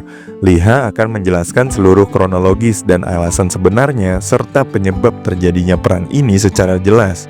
Pertama, ada kejadian kamuflase yang menuduh Kijong pengkhianat. Itu sebenarnya adalah perbuatan Sasuke yang dibantu oleh Hana dan Matsuhige. Kedua, Guild Daijunana yang tadi sempat dibilang oleh Yein itu adalah guild palsu. Itu guild buatan dari Guild Shinobi Gumi untuk melakukan penyamaran aja. Dan setelah melakukan pelemahan terhadap aliansi Byulcho dan Hwahong, Sasuke menghubungi Igor yang mana dia punya kekuatan dan butuh duit juga. Selain itu, ada juga guild yang melindungi Igor yaitu Sar juga ikut join. Ketiga hal tersebut yang memaksa siapapun yang menang dalam perang kali ini akan dirugikan. Karena dari awal sudah direncanakan kalau pemenangnya bukan antara Byulcho ataupun Hwahong, tapi justru dari Sasuke. Di sela pidatonya ternyata Dragon Knight nggak terima kalau nggak ada yang menang. Dan Hwayon juga siap buat ngeladenin Dragon Knight sendirian dengan jumlah pasukannya yang cukup banyak. Liha yang agak kesel lagi pidato malah dipotong bilang kalau mending mereka harus ngakhirin peperangan ini. Hwayon menjawab dengan tegas kalau misalkan dia disuruh untuk nyerah ya jelas ogah. Karena dia udah beberapa kali ngirim proposal ke Byulcho tapi malah ditolak terus. Dengar hal itu Yein sangat kaget karena dari awal dia itu nyuruh Sasuke buat ikut konferensi negosiasi antara Byulcho dan Hwahong. Tapi kata Sasuke itu berjalan dengan buruk. Bahkan Yein gak pernah tahu soal proposal yang dimaksud oleh Hwayon karena mungkin udah dimusnahin sama Sasuke. Yein lalu merespon pernyataan dari Hwayon kalau dia akan menjawab atas apa yang sudah terjadi sejauh ini. Dia bahkan akan meninggalkan Byulcho. Namun sebelum itu semua terjadi, Liha memiliki proposal penawaran yang sangat bagus untuk seluruh pihak. Liha ternyata sudah melakukan penelitian dan pengamatan tentang manajemen dungeon, maintenance rutin untuk tentara dan lainnya. Liha bilang kalau Hwahong akan mendapatkan Dale Castle lalu memperkerjakan Dragon Knight dan Spark Guild yang harganya lebih murah karena di guild mereka nggak ada player yang masuk top global. Dengan Liha sebagai negosiator antara kedua belah pihak, aliansi guild, akhirnya Dragon Knight dan Guild Spark setuju untuk dipekerjakan oleh Hwahong dan Yein akan mengambil tanggung jawab penuh atas terjadinya konflik ini dan dengan sukarela mundur dari Byulcho dan memberikan Guild Master kepada Kijong karena Yein bilang hanya Kijong lah yang bisa dipercaya. Yein juga memutuskan untuk membayar seluruh kerugian dari perang guild ini dengan gold dan item pribadinya. Dan sebagai bentuk tanggung jawabnya terkait internal Byulcho, Yein memutuskan untuk mengejar Sasuke.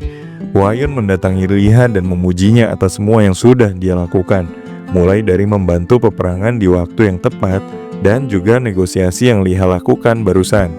Hwayon juga menanyakan kepada Liha terkait dari mana dia mendapatkan informasi itu semua.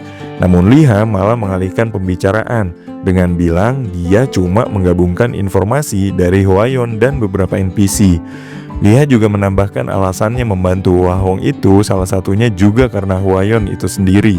Liha bilang mana bisa dia membiarkan gadis secantik Hwayon berada dalam masalah.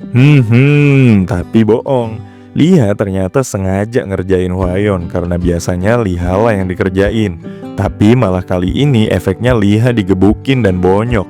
Dan akhirnya perang antara Byulcho versus Hwahong berakhir dengan kemenangan Hwahong. Di sisi lain ternyata ada dua orang yang sudah merekam seluruh kejadian itu. Mereka berdua terkejut dengan Liha yang mampu mengheadshot Igor dan mengalahkannya. Mereka berdua memikirkan julukan yang bagus untuk Liha yang sebelumnya dikenal sebagai Magician of Clouds. Tapi temennya bilang kalau julukan itu alay dan terdengar lemah. Temennya itu nyuruh untuk membuat julukan yang lebih keren dan bisa dijual di acara TV. Dia punya ide kalau dia pernah nonton dari sebuah opera. Dan sepertinya julukan yang cocok buat Liha adalah The Arcane. Dan karena Liha seorang sniper, maka jadinya The Arcane Sniper. Beberapa hari kemudian di pusat kota Elstok, Liha mengendap-endap sembunyi dari semua player yang ada. Karena dalam beberapa hari yang lalu, nama Liha muncul di TV dan viral dengan julukan Arcane Sniper. Liha juga tidak lupa untuk ngecekin achievement barunya berupa The Sound is Heard After 1 second, dimana itu adalah ketika Liha mengenai target dengan jarak lebih dari 400 meter. Dan karena Liha merupakan orang kedua yang mendapat achievement itu, maka bonus poinnya bertambah 200%. Jadi sebesar STR plus 10 dan Dex plus 22. Ada juga Dominator of PvP yang menambahkan 15 poin status, PvP Legend yang menambahkan 32 poin status. Dan yang terakhir yang paling keren adalah Ranker Hunter Top 10, dimana ini adalah achievement setelah Liha mengalahkan top global 3 Igor. Liha mendapatkan efek 34 poin status sementara. Ternyata achievement ini efeknya nggak permanen ya boy, karena kalau Igor melawan balik maka achievement ini akan hilang. Liha juga kaget banget ketika dia ngecek total poin yang belum dialokasikan dalam statusnya ada 213 poin. Liha langsung mengalokasikan hampir keseluruhan poin ke Dex agar mendapatkan 1000 poin dulu, dan sisanya dialokasikan ke status lainnya. Selain itu, Liha juga mengambil drop item dari Igor berupa necklace. Efeknya ternyata edan banget boy, kayak yang kalian bisa lihat di video ini ya. Efek item itu aja udah OP parah. Ketambahan lain berupa 100% afinitas dengan Dark Elf dan Magic Resistance terhadap Dark Magic 50%, dan dapat skill baru yaitu Forbidden Rage. Jadi makin mantap surantap ini item. Karena udah dapat item necklace baru, Liha langsung ngebuang kalung tulang punya kepala suku goblin ke inventory. Kita berpindah ke sisi Del Castle, di mana di sana Sasuke terlihat sedang melaporkan misinya yang gagal ke Okasan. Okasan bilang kalau kegagalan itu nggak apa-apa karena mungkin misi ini terlalu serakah buatnya.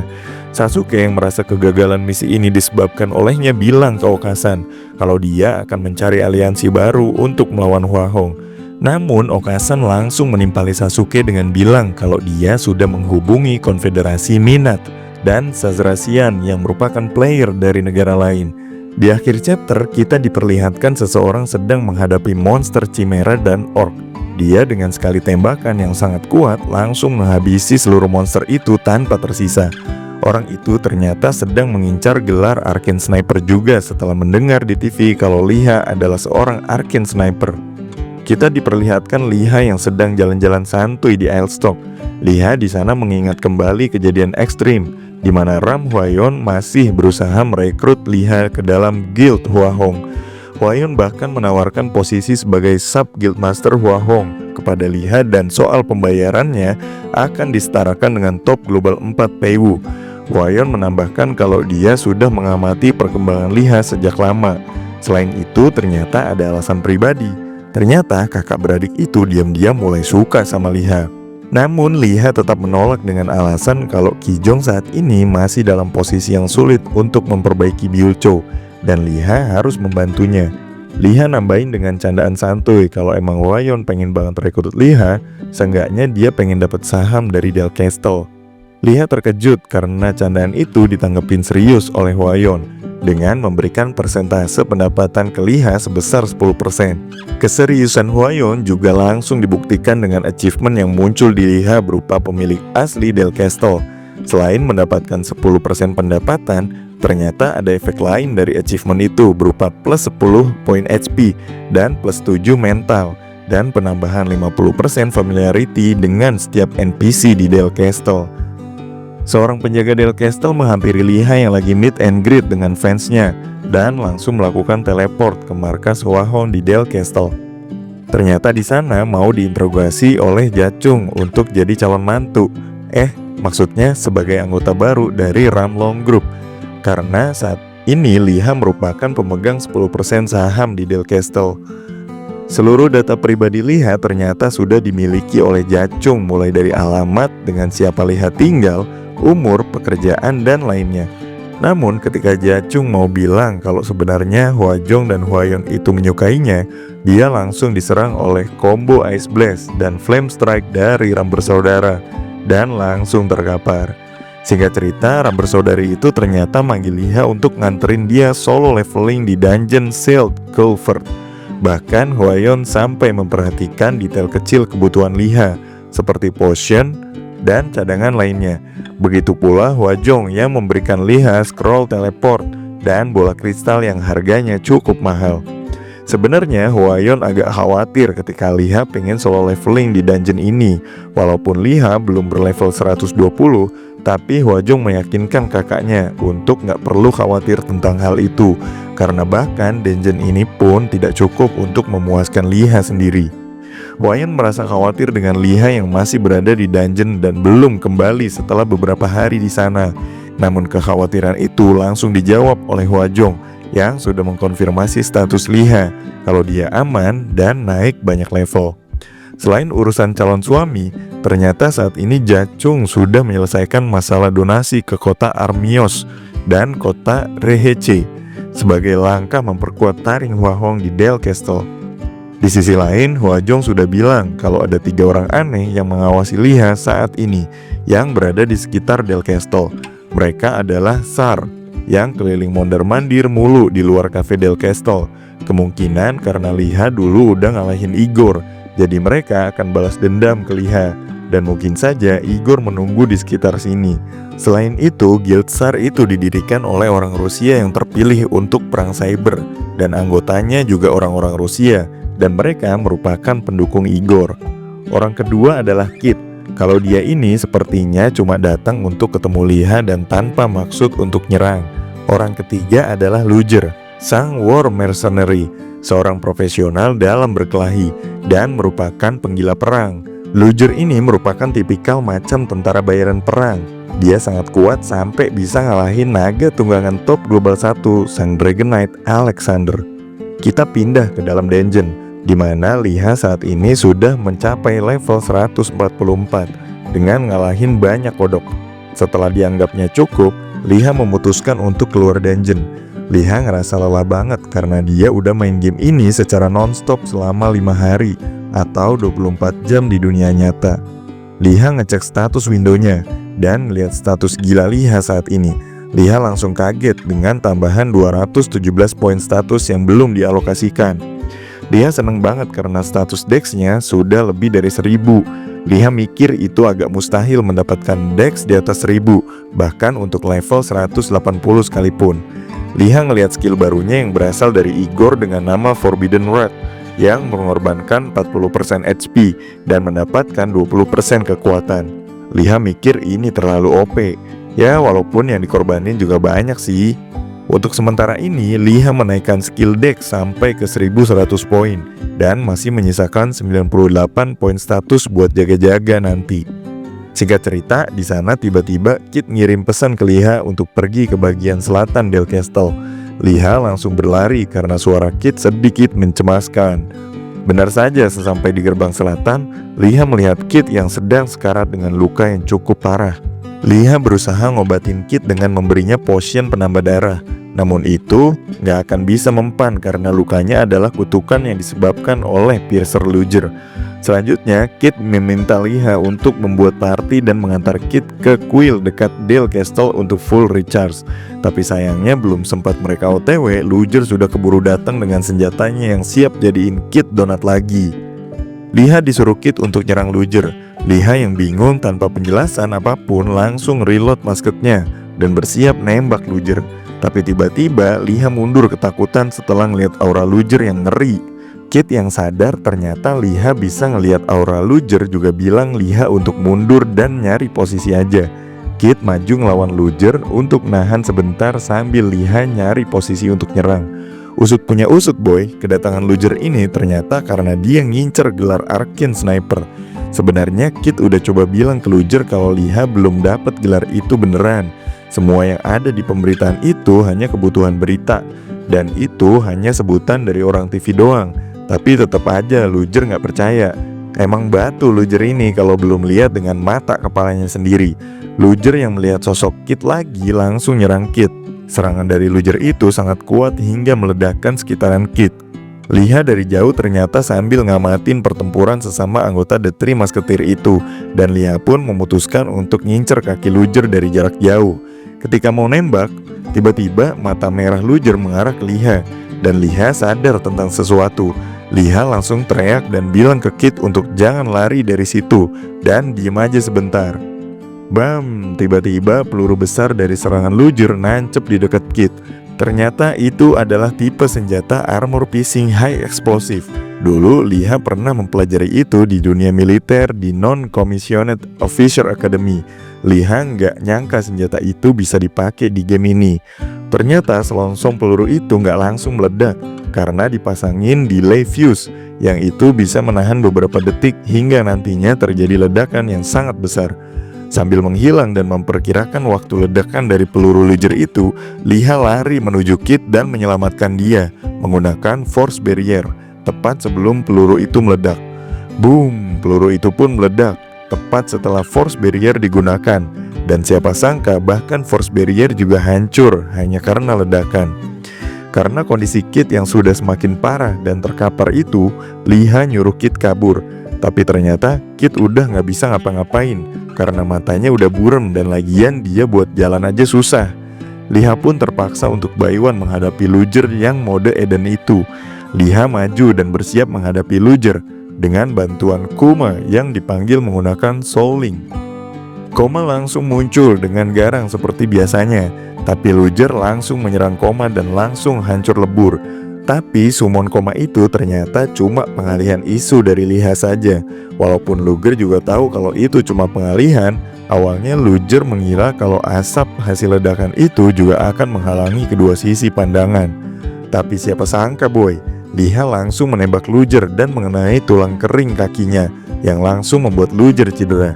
Hal itu menyebabkan dia nggak bisa nembak lagi, karena tiap lagi nembak, lujer selalu bertumpu pada kaki. Liha ini sudah memperkirakan dan memperhatikan gaya bertarung Lujer dari awal dia melawan Kit. Lujer terkesima dengan kemampuan Liha, karena dia bisa nembak Lujer bahkan di balik kabut asap yang menghalangi pandangan. Lujer akan terus mengingat Liha. Selanjutnya di Kuil Del Castle, Liha berhasil membawa kabur Kit dan menyelamatkan Kit untuk diobati. Kit berterima kasih ke Liha. Mereka lanjut berbicara di luar gerbang Castle. Liha sempat protes karena Kit tiba-tiba datang ke Del Castle dan membawa tamu tak diundang yang sangat ramah.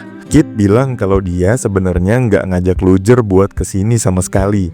Kit justru datang ke sini karena mau nyelamatin Liha dari Lujer, karena dia itu piercer yang nyari info tentang Arcane Sniper. Kit bilang Arcane Sniper yang dimaksud itu bukan Liha atau julukannya, tapi sesuatu yang bisa diambil kayak title atau achievement. Dan sampai saat ini, Kit dan Lujer mencari itu. Satu-satunya petunjuk adalah seseorang yang bisa menembakkan peluru arcane. Maka dia adalah Arcane Sniper. Hah? Apaan sih? Penjelasan macam apa ini? Kit padahal udah bilang ke Lujer kalau Liha itu belum dapetin itu, dan julukan Arcane Sniper itu cuma karena orang TV doang. Tapi Lujer gak mau denger penjelasan Kit. Sulit untuk berkomunikasi dengan Lujer. Kit nyuruh Liha untuk cepetan ambil quest Elizabeth. Setelah itu menyelesaikan quest itu, Liha bakal bisa ngelihat posisi masketir lain dalam map. Ya, seperti sistem friend list gitu. Tapi ini khusus The Three Musketeer aja. Liha minta Kit untuk memperlihatkan senjatanya nanti karena dia sangat penasaran.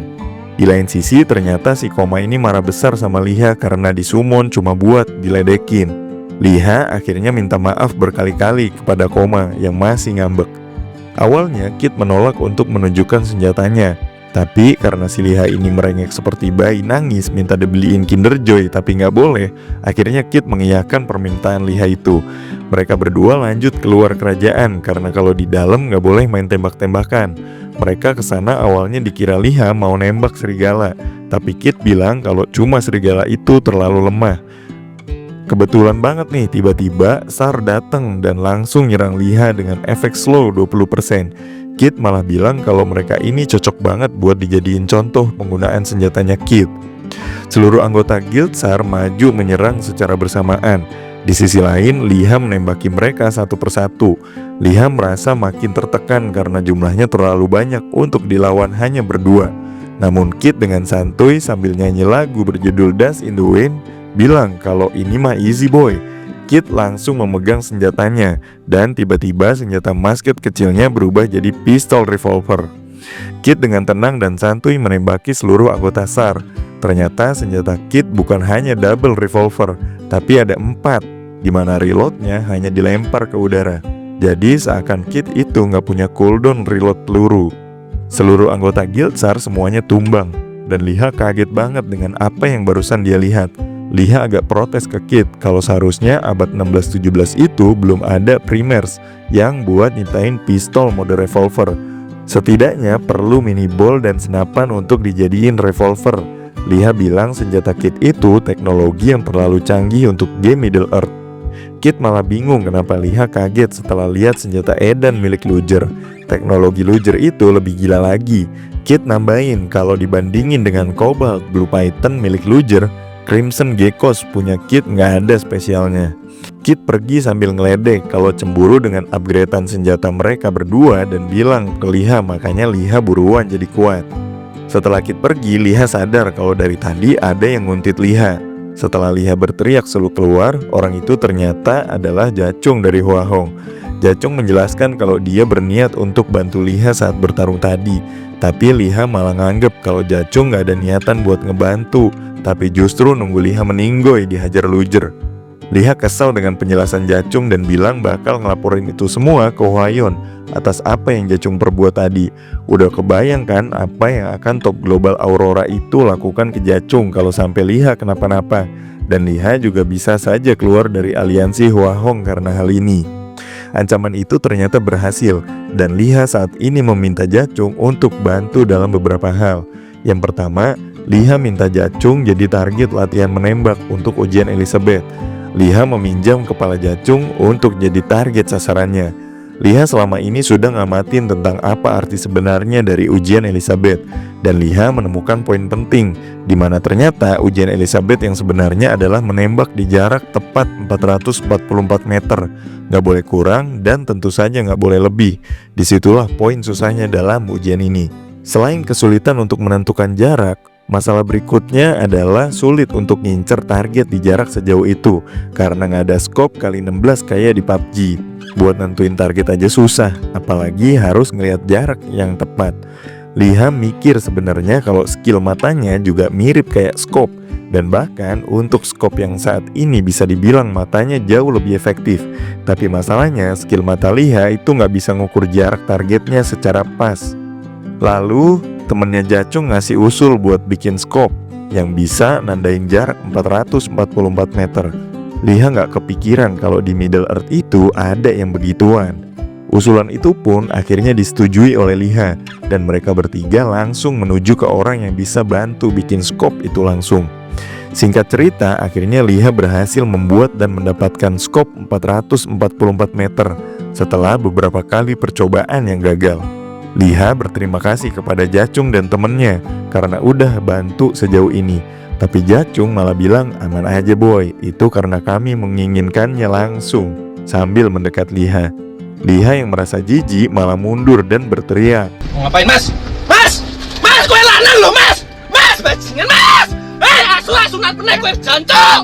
Liha kembali ke Akademi Masketir untuk menemui Mr. Nobro karena sudah sangat lama Liha nggak berkunjung. Liha sedikit terkejut karena di sana ternyata Mr. Nobro lagi ngelatih calon masketir baru. Liha jadi ngerasain nostalgia dulu, di mana dia pernah dilatih begitu keras oleh Mr. Nobro, sama seperti yang sedang Liha saksikan saat ini. Ternyata tujuan Liha sebenarnya ke Akademi menemui Mr. Nobro adalah untuk mengambil ujian Elizabeth yang sempat tertunda sangat lama. Saat ini Liha sudah merasa yakin dengan kemampuannya untuk menembak dibandingkan dulu. Mr. Nobro pun tersenyum karena Liha akhirnya mau ngambil ujian itu. Selanjutnya Liha dibawa ke sebuah gurun bersama Mr. Nobro untuk melakukan ujian Elizabeth di sana. Terlihat di tempat itu ada banyak sekali target berjejer untuk ditembak. Ternyata analisa Liha tentang makna sebenarnya dari ujian Elizabeth itu benar. Liha diberikan 3 kali kesempatan menembak oleh Mr. Nobro untuk mengenai target yang sesuai kriteria ujian. Liha menganalisa area sekitarnya, di mana selain medan yang sangat edan banget, yang terpisah antara jurang, ternyata di sini ada hambatan lain berupa angin yang bertiup cukup kencang. Dengan tenang, Liha mencari posisi yang enak, dan Liha sudah bersiap untuk mengincar target yang sesuai. Dengan tatapan seriusnya, Liha masih mencari dan terus memperkirakan target mana yang dia incar. Awalnya Liha mikir karena dia punya 3 kali kesempatan, mungkin akan dia tembak saja target pertama. Namun Liha berpikir lebih lanjut kalau dia itu sniper. Dengan memperkirakan turbulensi udara yang berhembus di sekitar tebing dan lereng itu bisa mengakibatkan peluru yang dilepaskan bisa aja meleset. Dan selain itu Liha juga mikir kalau sniper itu harus mempertaruhkan segalanya di tembakan pertama. Dengan tenang, skill snipe, bang, Liha berhasil mengenai sasaran yang sesuai kriteria ujian ini, tepat 444 meter dalam sekali tembakan. Mr. Nobro terkejut dan tersenyum lalu memberikan selamat dan bilang kalau 3 kali kesempatan itu terlalu banyak buat Liha. Liha langsung naik beberapa level setelah menyelesaikan ujian Elizabeth dan mendapatkan pujian dari Mr. Nobro. Mr. Nobro memberikan pujian tambahan buat Liha, di mana dulu Elizabeth pernah bilang ke Mr. Nobro kalau orang yang mengenai targetnya di percobaan pertama, maka dia berada di level yang berbeda dibandingkan orang yang mengenai target di percobaan kedua dan ketiga. Liha mendapat achievement The Next Gen of the Three Musketeer, dan karena Liha orang ketiga, jadi bonusnya bertambah 2 kali lipat. Liha mendapatkan poin tambahan status sebanyak 36 poin. Lalu ada tambahan reputasi kontinental sebanyak plus 200 poin, dan ada tambahan poin kontribusi nasional sebanyak plus 400. Dan yang paling penting saat ini adalah Liha bisa lihat posisi dari ketiga The Three Musketeer. Di sana Liha bisa ngelihat posisi Luger dan Kit saat ini di map. Selain itu, hal yang paling ditunggu-tunggu oleh Liha adalah akhirnya Liha bisa juga mendapatkan senjata warisan Elizabeth, Black Bat. Setelah mendapatkan Black Bat, Liha langsung dapat quest untuk mencari keberadaan Elizabeth. Mr. Nobro masih nggak terima kalau Elizabeth dan Mr. Brown disebut sebagai pengkhianat karena telah kabur ke sisi monster pada zaman perang dulu. Mr. Nobro ini masih curiga karena monster di beberapa tempat jadi lebih agresif sekarang ini. Dia bilang kalau pergerakan mereka ini seperti sudah terorganisir dan seperti ada yang mengendalikan mereka dengan sangat teliti. Dia menerima misi itu untuk saat ini dan bilang ke Mr. Nobro kalau dia akan mencoba mengumpulkan beberapa informasi dulu terkait arah pasukan iblis mundur dan apa yang ada di sana. Selanjutnya Liha nanya ke Mr. Nobro tentang gimana cara menggunakan Black Bat sebenarnya. Selain itu, Liha juga nanyain tentang cara modifikasi senjatanya biar kayak Kit dan Luger. Mr. Nobro jawab dengan ketus kalau dia nggak tahu apa-apa karena setiap pemilik senjata itu punya ciri khasnya masing-masing. Tapi Mr. Nobro bukan tanpa petunjuk apapun kali ini. Dia bilang ke Liha kalau seenggaknya Liha bisa menemukan jawabannya kalau dia menuju ke arah Gunung Adamandir. Liha langsung keluar akademi dan jalan ke kota dan ngecek senjatanya itu. Dia terkejut dengan status Black Bat yang bisa meningkatkan 5 kali dex milik penggunanya. Dia mikir pantesan aja Kit dan Luger kuat banget setelah dapat senjata level hero. Liha juga mikir mungkin kalung Igor ini juga sesuatu yang sangat penting buat Igor karena ini juga merupakan senjata level hero juga. Tanpa pikir panjang, Liha langsung naikin status dex-nya sampai mentok.